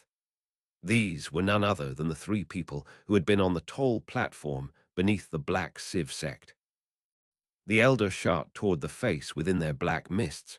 Next, they merged into it, causing it to twist and distort. Slowly, the mouth opened wide. An archaic voice sounded out. Enter quickly. We can only hold on for the time it takes half an incense stick to burn. The voice sounded as if it had sprung from the yellow springs of the underworld. It echoed out, shaking the hearts of everyone present. Before anyone could make a move, a flickering figure emerged from within the depths of the mouth. It was a middle-aged man. It seemed as if his entire cultivation base was burning. Half of his body was completely destroyed, and his crimson core was visible inside, burning. His hair was wild, and his face twisted with insanity. As he rushed out, he screamed. All dead. The 100 Names pillar was not completed. All dead. H-A-H-A-H-A. All dead. That's Elder Zheng. It is. He was in the advanced group that came here. How did he end up like that? A buzz of conversation immediately arose amongst the Black Civ sect disciples, who had instantly recognized the man. Zai Jai's pupils constricted, and Han Bei's expression flickered as she narrowed her eyes, within which flashed a strange light. The other Black Civ sect chosen all had similar reactions. The man rushed out in a frenzy, spewing lunacy, which echoed about within the fissure. Everyone was shocked at his words. His shocking condition was even more astonishing. Considering his crimson core was visible, it was obvious that he was a core formation eccentric. For him to be in such a miserable state, and obviously insane, left everyone wondering what they might possibly be facing inside. The man's words continued to echo about, especially the word dead, which he'd uttered 3 times. It was like an invisible hammer, which struck down onto the hearts of those who heard him. The Black Civ sect disciples were slightly less affected. After all, they knew a bit more about this place than Meng Hao and the other rogue cultivators. Their numbers had increased as the group passed through one door after another, and now there were about 200 of them. The faces of each and every one twisted. An intangible shadow of death seemed to spread out from the crazed core formation eccentric, filling the area. However, even as the man flew out of the black door ranting, Patriarch Violet Civ's eyes shone with a powerful glow. He strode forward toward Elder Zheng and raised his hand. Color suddenly seemed to fade from the world, and Elder Zheng rushed toward Patriarch Violet Civ, seemingly out of control. As he lurched forward, Patriarch Violet Civ lifted his right hand and slapped the man on the top of the head. The slap rang out with a boom that shook everything. Crazed Elder Zheng's body trembled, and his eyes suddenly grew clear. The burning of the crimson core within him began to fade. He had recovered his wits, but before he could say anything, Patriarch Violet Civ let out a cold harumph and then flicked his sleeve. A black wind appeared, sweeping up Elder Zheng and tossing him away. Ramblings, you're an elder, so I've spared your life. Return to the sect and go into secluded meditation for 100 years as punishment. Patriarch Violet Civ acted quickly and efficiently.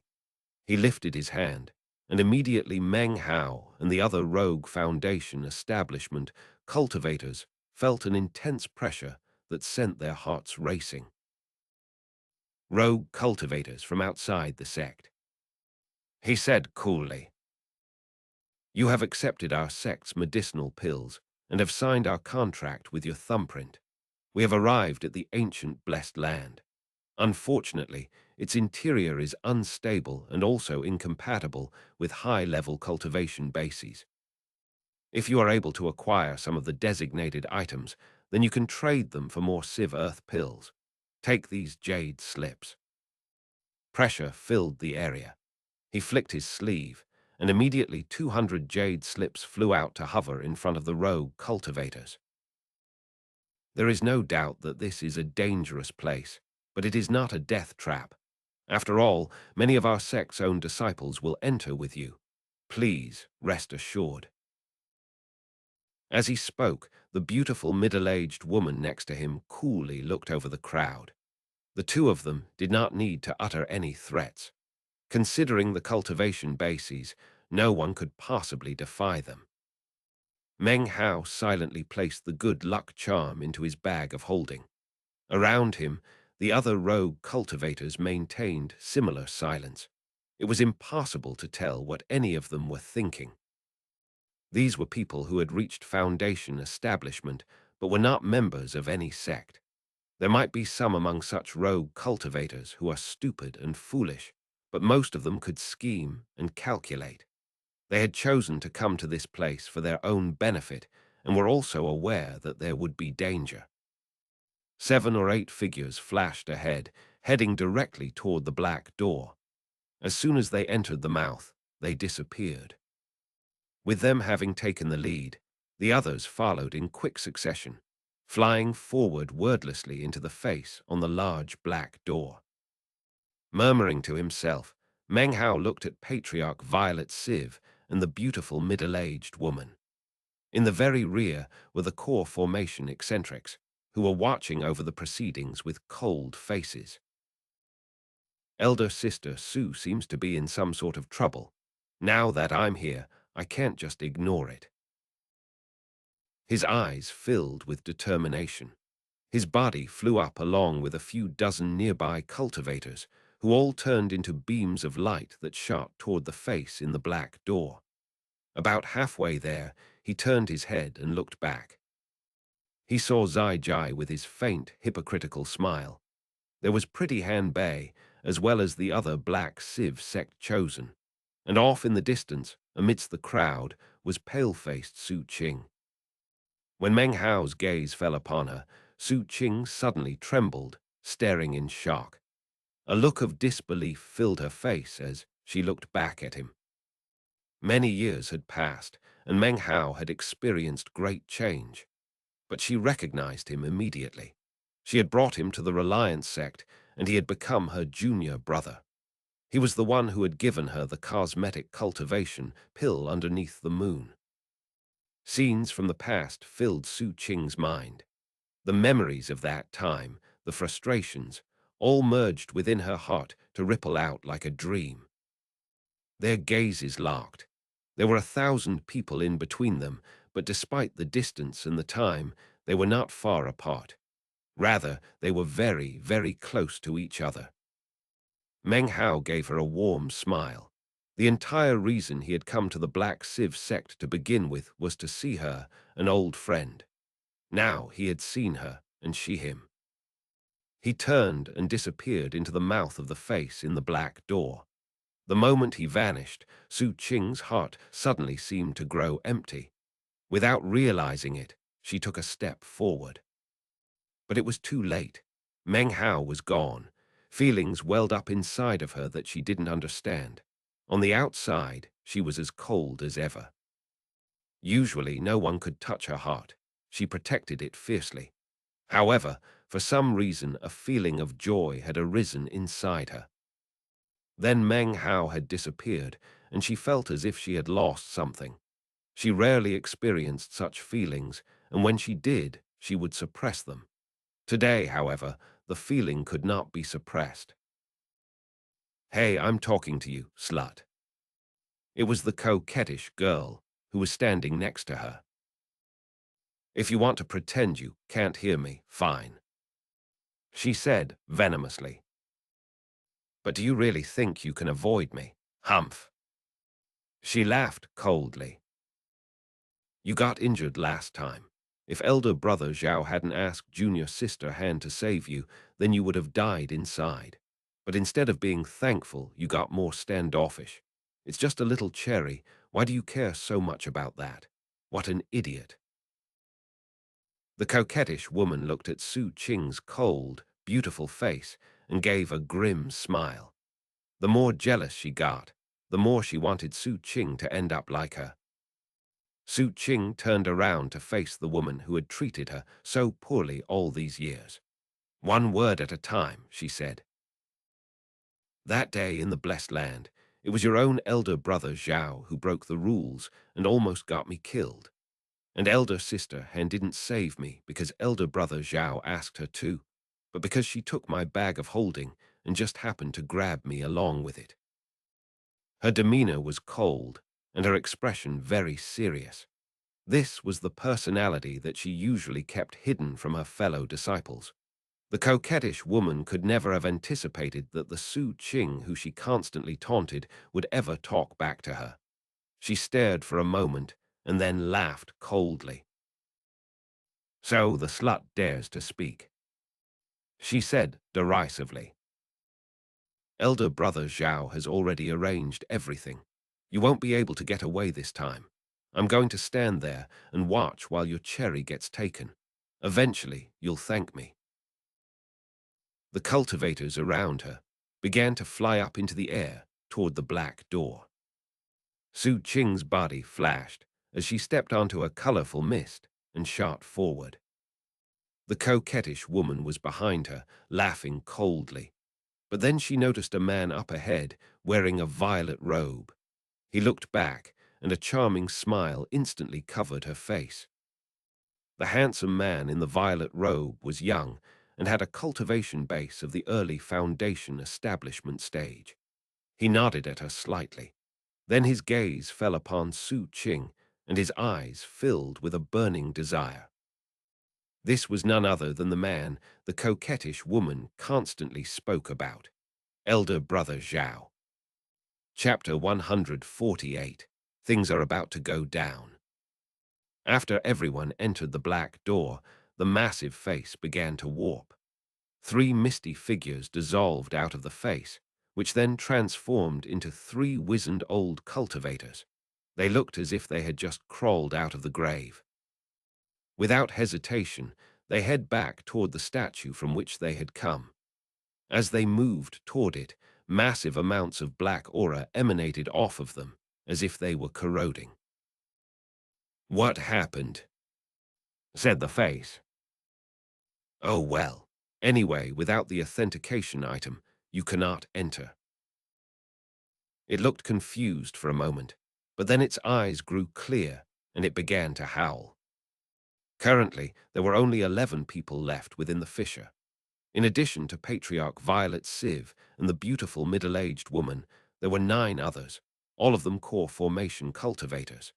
They ignored the howls of the face in the door, sitting down cross-legged and closing their eyes. At the same time, their hands flickered with incantation gestures. In the middle of the group of 9 appeared a ginseng fruit floating in the air. The fruit was glittering and translucent. Its interior roiled as if it contained good fortune from the heavens inside. The spirit fruit writhed along with the rotation of the 9 cultivation bases, and it looked as if it were beginning to grow a head and 4 limbs. Patriarch Violet Civ and the beautiful middle-aged woman stood off to the side, their gazes fixed onto the spirit fruit. "I went in once," said the middle-aged woman with a frown. But after the space of about 30 breaths, the expelling force within became very intense. Even with my divine sense, I was unable to locate the object. I can only hope that the 100 Spirits Tower will be effective.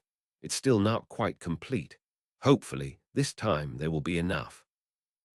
Patriarch Violet Civ was silent for a moment before coolly replying. "I personally prepared this spirit ginseng. With the ginseng form, we can stay inside for the time it takes an incense stick to burn. Everything is prepared. If we cannot succeed this time, then in accord with the words of the sect leader and the patriarchs, we will open the blessed land to the public. We will borrow the might of the entire southern domain to refine the object of legends. After all, to cultivators like us, that object is the only hope we have other than the rebirth cave." The beautiful woman hesitated for a moment and then said, "If that happens, though, we will be forced to share. Even if the Black Civ sect does the refining, the more people who are involved, the less of a chance we will get our turn. I might have it a bit better off, but you and the others will be much more limited." "True, even if we have to sacrifice some of our own sect's disciples this time, we will not fail."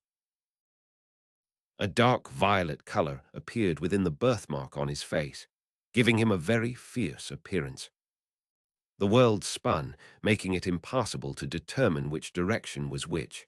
Everything was murky. It wasn't long, though, before everything began to grow clear. The dark sky grew a deep blue color. The earth below was filled with dark soil. Verdant foliage was everywhere, covering the hills, which rose and fell off into the distance. A large river snaked through mountains, and the gurgling sound of water could be heard. This was what Meng Hao saw when he appeared. No one else was visible, only him. "This place is pretty big," he said, looking up into the sky. The sun was beginning to set, filling the sky with a beautiful red color. In fact, upon closer observation, Meng Hao was able to see evidence of an invisible moon. The meeting place for our Classic of Time group is the place where the image of the sun and moon intersect. Meng Hao's eyes glittered as he strode forward, transforming into a beam of prismatic light. "And then there's that supposed 100 Spirits Tower. What's that?" Meng Hao felt misgivings in his heart. As he moved forward, the first thing he did was retrieve the good luck charm from within his bag of the cosmos. Probing it with spiritual sense, he felt a bit more at ease. He was really coming to value the good luck charm more and more. No wonder Patriarch Reliance had this charm in his collection. It can even teleport out of this place. He put the good luck charm back. This was now his life-saving treasure. Elder Sister Sue was right behind me, but who knows where the Black Civ sect people appeared. Did they come out together, or were they sent in randomly? The latter is more likely.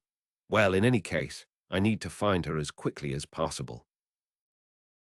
A fierce glow appeared in his eyes as he thought of the cold laugh of the coquettish woman who had stood next to Elder Sister Sue, and of Su Qing's pale face.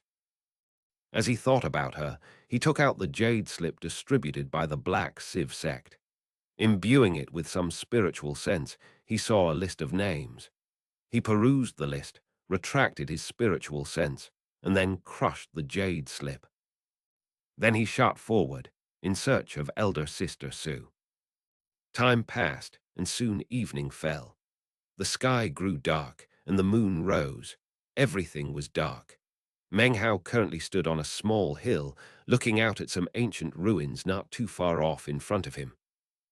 At the moment, the moon was covered by dark clouds, causing the ruins up ahead to be somewhat obscured. They seemed incredibly old, as if they had seen the passing of many ages.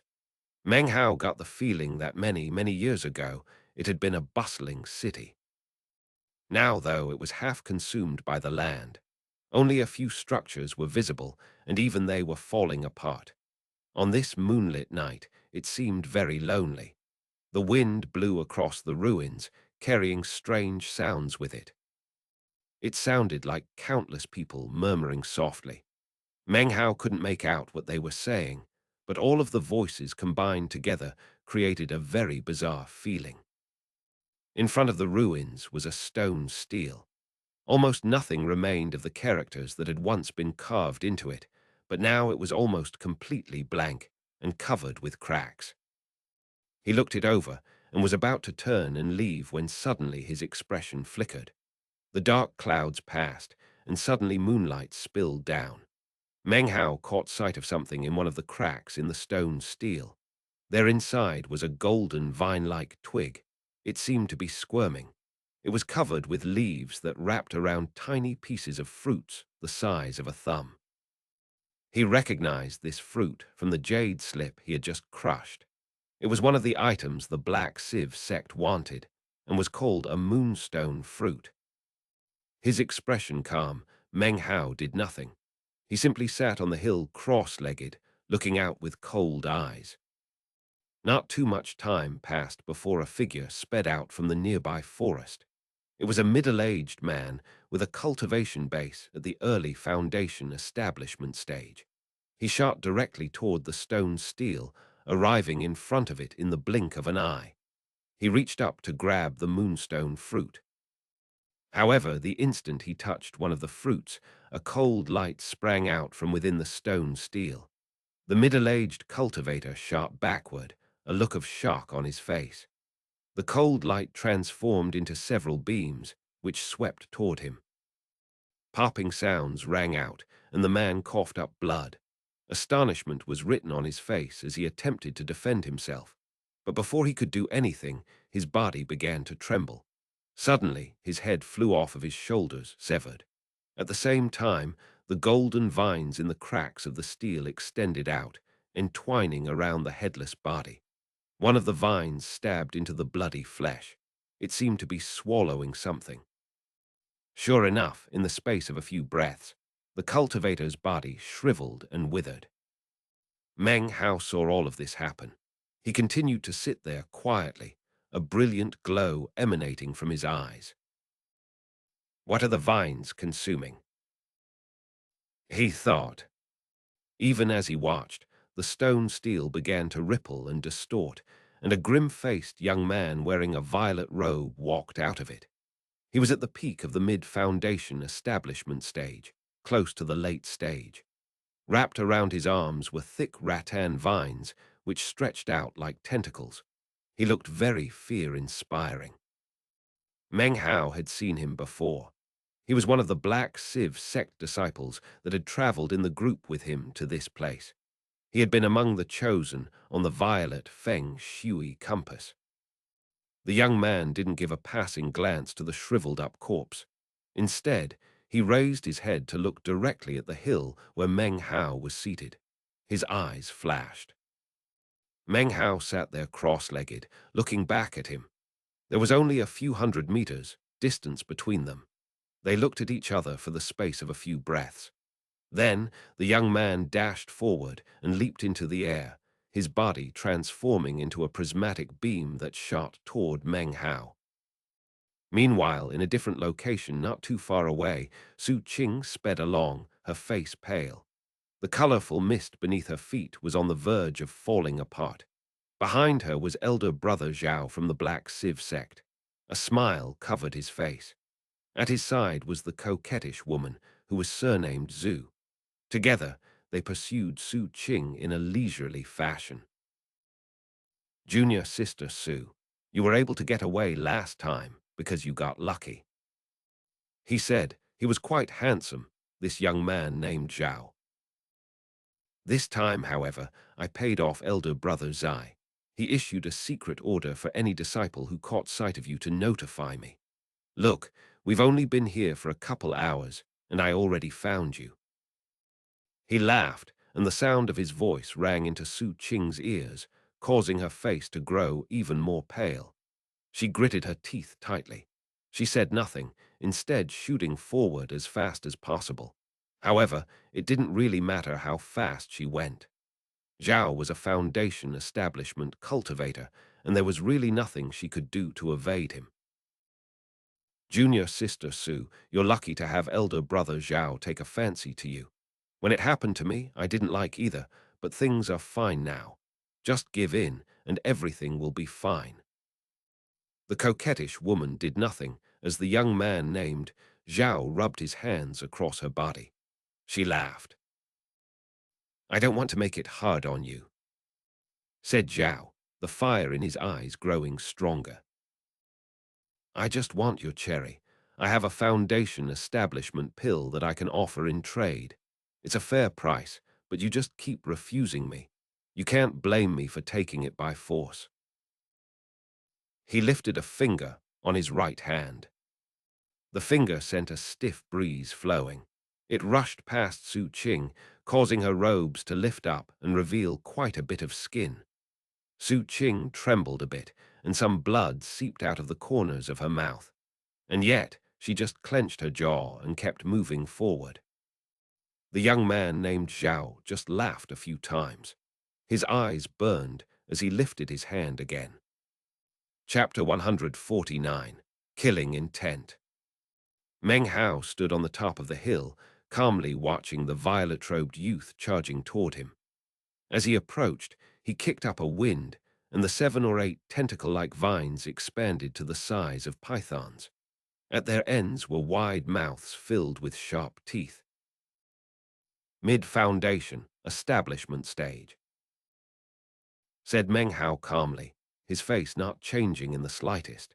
He himself was only at the early Foundation establishment stage, but he had a perfect foundation. He might not know any techniques from the Foundation establishment stage, but he had the boundless core C from when he was at Qi condensation, thanks to the sublime spirit scripture. Also, he had reached Foundation establishment after having achieved the great circle of Qi condensation. He was equipped with all of this when he experienced his explosive growth during the Blood Immortal Legacy tournament. The battle prowess of his cultivation base was at such high level that he was able to go up against a Dao child of the Li clan, Li Dai. Although he had not achieved victory, he had severed his opponent's arm. If it had been a cultivator who was not a Dao child, Meng Hao could have killed him easily. After reaching the mid-Foundation establishment stage, he would definitely be able to hold his own against the Dao children of the various sects and clans. So there is no need to even mention a mere chosen. of the mid-foundation establishment stage. The violet-robed youth approached with a cold smile and powerful killing intent. Meng Hao stood there, framed by the dark night, the moonlight shining down on him. His expression was as calm as ever as he lifted his hand, using his fingernail to slice open the skin on his finger. He stepped forward casually, and the instant the violet-robed youth arrived, waved his finger in a seemingly random fashion. As the finger descended, a great wind sprang up. In response, the violet-robed youth's expression changed. His pupils constricted and his eyes filled with disbelief. Suddenly, his vision turned red. This was not an illusion, it was real. Everything was red, and there was only a solitary finger, covered with fresh blood. It shot toward him. The vines wrapped around his arms had been viciously writhing forward with open mouths ready to devour. But suddenly, they began to emit miserable shrieks. They quivered, and before they were even 30 meters from Meng Hao, had collapsed into blood. The blood transformed into a shield which surrounded the violet-robed young man. All of this takes some time to describe, but happened in time it takes for a spark to fly off of a piece of flint. The violet-robed youth began to scream. He no longer charged forward, but tried to move backward in retreat. Meng Hao sprang into action. He took a step, and then flew into the air toward the violet-robed young man. He lifted his hand and touched the blood shield with his index finger. "Break!" He said the word lightly, and then an explosion filled the air. The blood shield collapsed, and the vines on the young man's arms broke to pieces. Only the violet-golden fruit rippled with signs of life. It seemed to be begging for mercy. "You!" The violet-robed youth's face was pale, and he coughed up a mouthful of blood. His eyes were filled with intense fear.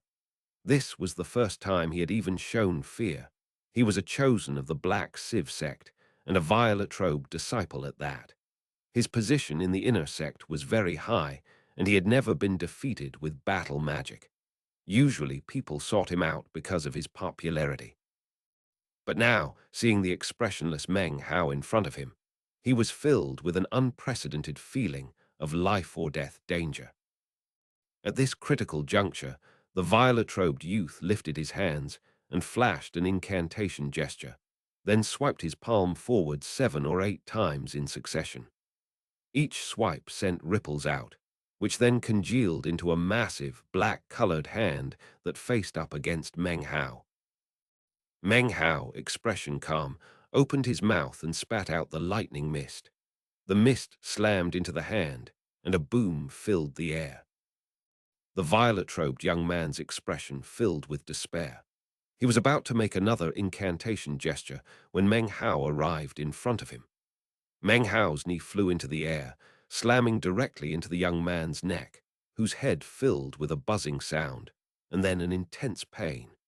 The hand which had been making an incantation sign went limp, and his entire body bent to the side. All of the blood in his body rushed to his head, making his once handsome face a dark reddish-purple color. He opened his mouth to speak, his expression fearful and his body trembling. One can only imagine what he wished to say as he faced death. He never spoke the words. Meng Hao stretched out his hand and used his fingernail to slice open the skin between the young man's eyebrows. His hand then made a strange gesture, and he pushed down. A boom could be heard, and the young man's body flew backward like a kite with its string cut. All of the blood in his body, which had already gathered in his head, began to fountain out of the cut on his face. He couldn't even cry out. All he could see was blood, shooting out like a geyser from between his eyebrows.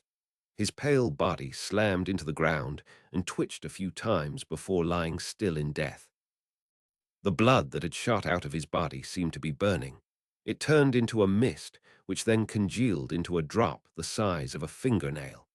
The drop of blood shot toward Meng Hao, who snatched it out of the air into his hand. 3 generations of blood can form a small body, 6 generations of blood can form a full body. 9 generations is called a blood spirit, or death. Meng Hao spoke the words coolly. What he had just used on the violet-robed youth was none other than the spirit devouring scripture. This violet robe indicates that he was a chosen of the Black Sieve sect. As a chosen, he must have a powerful bloodline.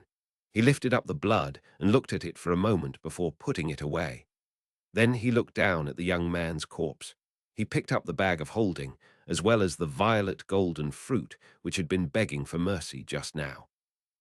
The violet golden fruit quivered in Meng Hao's hand, as if it were alive and pleading for forgiveness. Meng Hao does not keep useless objects. What can you do? Show me. He tossed the violet gold fruit onto the ground. It immediately began to wriggle. Vines sprang out of it, quickly growing in length. In the space of about 10 breaths, there were 10 or more vines, all of them 30 meters in length. They burrowed partly into the ground and then stretched up into the air, swaying back and forth, filling the area. It was quite awe-inspiring. Not good enough, said Meng Hao, shaking his head. The tentacle vines trembled. Suddenly they bent, shooting toward the corpse of the violet-robed youth. Shockingly, it began to rip the corpse apart like a melon and swallow it down. Meng Hao frowned as the vines consumed the body within the space of a few breaths.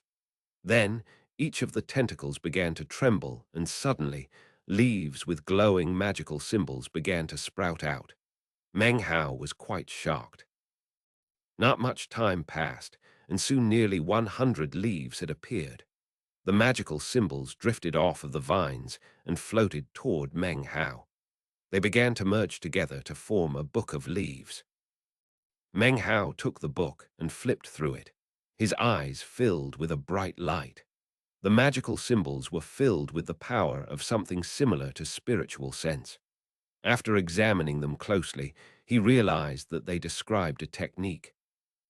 It was called the 19 Black Cloud Strikes, and was the magical technique that the violet-robed young man had just now used to attempt to fight him. Unfortunately, it wasn't complete. Only 5 of the strikes were described, whereas the rest were incomplete, missing various mnemonics. Perhaps the young man hadn't completely mastered the technique. Meng Hao studied it for a moment, his eyes narrowing. With his perfect Tao pillar, it wasn't difficult to deduce how to use the technique. After a while, he realized that the reason the manual wasn't complete was because the violet gold vines were not powerful enough. That having been said, he was still quite excited. He looked at the vines. If he allowed them to continue to develop, things would be different. He put away the book of leaves and nodded his head. He waved his sleeve, and a drop of blood flew out to descend onto the vines, branding them deeply. This blood seal was one of the random techniques that Meng Hao had acquired from the blood immortal legacy. The vines began to shake, and their color slowly changed. Soon they were dark red, looking somewhat demonic as they swayed in the air around Meng Hao. A demonic aura drifted up from them, although it was almost impossible to detect. Meng Hao looked at the vines thoughtfully for some time, and then glanced back at the ruins up ahead of him. Taking up the violet-robed youth's bag of holding, he examined its contents. Amongst several jade slips was one that attracted his notice. It was pure white, and after casting his spiritual sense into it, a map appeared in Meng Hao's mind. On the map were many white dots, all of which were moving. In addition to the white dots, there were about 200 gray dots, most of which were also moving. This is... He observed the map for a bit before he was able to determine his location. Then his attention was drawn to a place not far away from where he was. There he could see 3 white dots, 1 in front, 2 in pursuit. The person in front was being chased. He frowned, and his heart began to pound. He sent his spiritual sense into the first of the 3 glowing lights, and an image appeared in his mind. The image was none other than pale-faced Su Qing. She was biting her lower lip, and speeding forward as fast as possible. In that instant, Meng Hao's killing intent rocketed to the sky. Studying the images of the two figures pursuing Su Qing, he saw that one was the coquettish woman. She was being held by the playful-looking young man named Zhao. As soon as he saw this, a cold air began to emanate from Meng Hao's body, and his eyes shined brightly. The vines around him sensed his killing intent and began to radiate the same aura of death. Without the slightest hesitation, Meng Hao transformed into a beam of colorful light that shot toward Su Qing's location. The swaying, red-colored vines followed, burrowing along underneath the ground. Chapter 150. Simple and Uncomplicated. Zhao Shen was quite proud of himself. He held Zhu Yunqui in one arm as he shot in pursuit of tender Su Qing. A smile covered his face, filled with lechery. He lifted his hand, sending a wind blowing past Su Qing, lifting up her garments. He laughed loudly. Seeing Su Qing so stubborn and yet so weak filled him with excitement. He continued to send wind shooting over her, which caused more and more damage to her garments. She bit her lip as she fled. Soon, a feeling of desperation began to well up within her. The fawning of Zhu Yunqui, coupled with the occasional vicious remarks uttered by Su Qing, caused Zhao Shen's eyes to shine even more brightly. Yet he wasn't in a hurry. It didn't seem to him that Su Qing would fall into any good fortune like last time. She couldn't escape him, so he would enjoy the process of capturing her. That was what he liked the most. The weaker his prey, the more exciting it was. The more she struggled, the crueler he would be. Su Qing, I've had my eye on you from the year you entered the Black Civ sect. I even spread the word about it. Why do you think no one has bothered you all these years? And yet, you continue to refuse my goodwill. You really don't know how to appreciate favors. You can't blame me for being ruthless. He let out a hearty laugh. Were he in the sect, he would have more qualms about breaking sect rules, especially because there were so many people around. However, in this place, he didn't have anything to be scared of. Furthermore, he was a conclave disciple of the Black Civ sect, which was a position even higher than the inner sect. He could really call the wind and summon rain among his fellow disciples. TL note, this expression means to stir up all sorts of trouble. In addition to all that, one of the patriarchs of his Zhao clan was an elder of the Black Civ sect. Plus, several hundred years ago, a Zhao clan member had reached the nascent soul stage and become a sect patriarch, then went into secluded meditation and still hadn't emerged. Because of that nascent soul patriarch, the Zhao clan was deeply entrenched within the Black Civ sect. Actually, despite being a conclave disciple, Zhao Shen did not have extraordinary latent talent.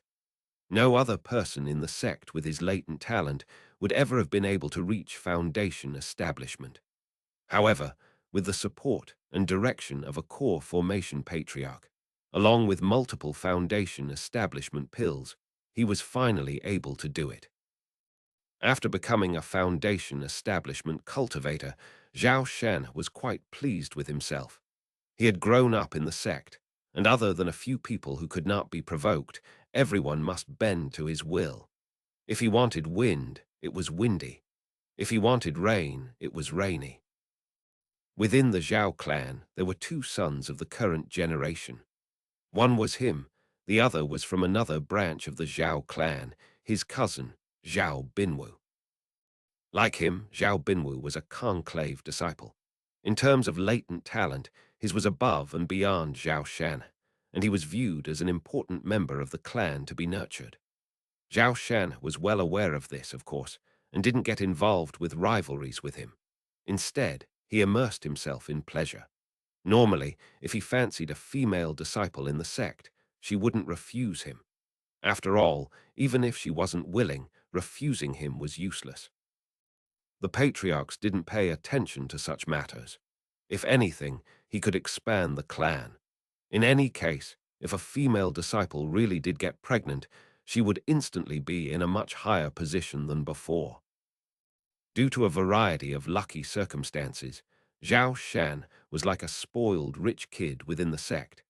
He wasn't very well known in the outside world, but within the sect he was quite infamous. Look, the stars are out. It's almost time. We can use the stars as our wedding candles, and this place will serve as nuptial chamber. What do you say? He laughed again, lifting a finger to send another blast of wind at Su Qing. Her body trembled and blood seeped from her mouth. Actually, Zhao Shen had to carefully control the spiritual energy he used, otherwise it would kill her. As her body quivered, the colorful cloud beneath her feet suddenly fell apart. Su Qing fell down to the ground. Laughing melodically, Zhu Yunqui shot forward and grabbed her, shoving her down into the dirt. Su Qing couldn't even struggle. Her face was pale, and her features somewhat wan. However, coldness filled her eyes as she watched Zhao Shen walking over, untying his robe as he came. A look of desperation filled her, and she tried to bit off her tongue, but Zhu Yunqui restrained her jaw. Now, junior sister Su, you can't do that. If you really want to kill yourself, you'll have to wait until elder brother Zhao is done having fun. Zhu Yunqui laughed. Her words were spoken tenderly, but were filled with sinister viciousness. Excellent, excellent, laughed Zhao Shan, looking appreciatively at Zhu Yunqui. He stroked her face, which caused her eyes to shine. It seemed his approval was very stimulating to her. Zhao Shan looked at Su Qing, who was helplessly pinned against the ground by Zhu Yunqui.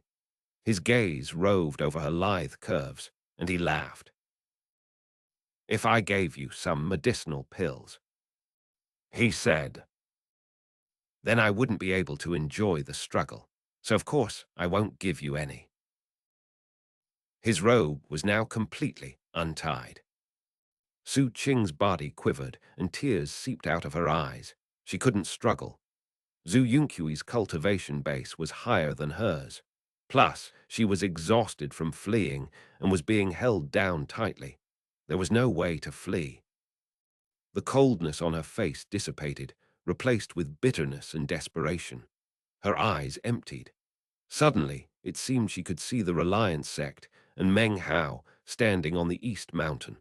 She thought of Mount Daqing and the young scholar stooping down and tossing a rattan vine over a cliff.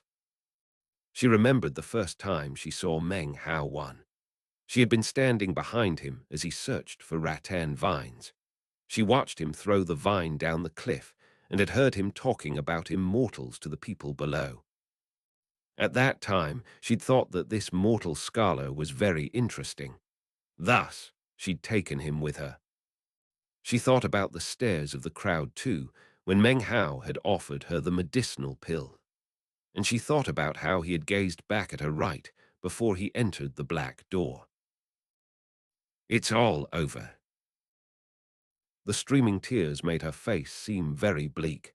She couldn't stop herself from shaking. She was scared. From the day she had left the Reliance sect until now, she had not experienced any happiness. And now it seemed everything was coming to an end. When she was a little girl, she had realized that she wasn't very intelligent, and in fact, sometimes very foolish. Therefore, she had mastered the ability to cover it up with a cold smile. She used coldness and silence to conceal her lack of intelligence and to make the world a bit simpler.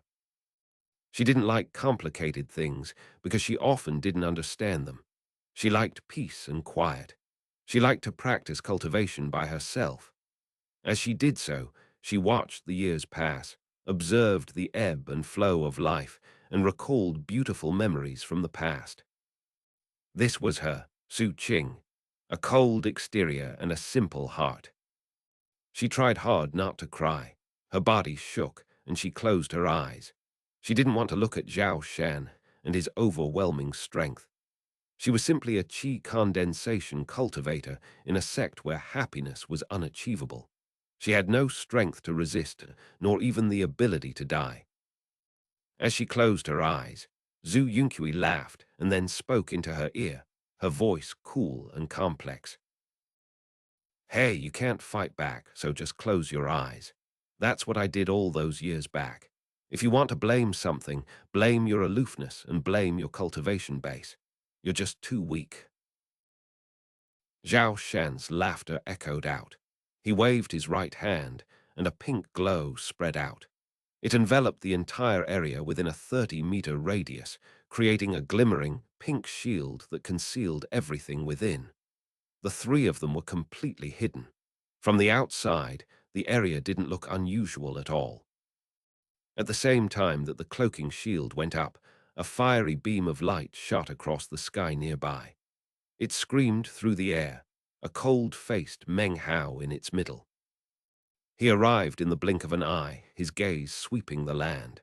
He frowned. There didn't seem to be anything unusual at all in the area. He was about to leave when his eyes flashed. He took out the jade slip and examined it. It was then that he noticed that the white dart representing Su Qing, as well as the two others, had vanished. He wasn't sure why, but a feeling of deep unrest rose up in his heart. He looked down at the ground and then waved his hand. As he did, a 30-meter-long flame dragon roared out, shooting downward. A boom sounded out, and dust rose up from the ground. However, there was one area, about 30 meters in diameter, from which no dust rose up whatsoever. It was clearly different from its surroundings. Zhao Shen was concealed inside the shield, looking pleased. He licked his lips and his eyes shone as he prepared to throw himself upon Su Qing. Suddenly, a boom could be heard from outside. He frowned, looking up, his pupils constricting. Zhu Yunqui also looked up in astonishment. She reacted to the situation quickly. Almost reflexively, she pulled out a sharp sword and placed it against Su Qing's neck. This was because she had seen a young man outside wearing a black scholar's robe. His eyes glowed with killing intent, and as he lifted his hand, she could see that one of his fingers was coated with blood. He touched the surface of the shield, and an explosion shook everything. He opened his mouth, and a mist of lightning rolled out, slamming into the pink shield. Another explosion rocked the earth and sky, echoing out. The shield couldn't withstand the power and collapsed in a boom. In the midst of her despair, Su Qing opened her eyes. She stared blankly as the shield disintegrated. Beyond where the shield was breaking apart, she saw a person. Killing intent and murder boiled off of him. Behind his body writhed a mass of dark red vines. He looked like a death immortal who had just emerged from the yellow springs of the underworld, filled with rage and insanity. As he approached, a massive wind kicked up that shook everything. "Are you too looking to die?" It didn't seem possible for Meng Hao's voice to contain more fury than it did. It came out as a roar that filled their ears, as if it had been transmitted from hell itself. "Meng Hao," said Su Qing, smiling. Her smile was beautiful and didn't contain any of her usual coldness. It was a simple smile. Simple and happy. This chapter sponsored by Dante Madat, Rodrigo Ribeiro, Jaja Sukandar, and Jacob Keaton. 1. The first time Su Qing met Meng Hao was in Chapter 1, Scholar Meng Hao. 2. The Stares of the Crowd was from Chapter 5, This Kid Isn't Bad.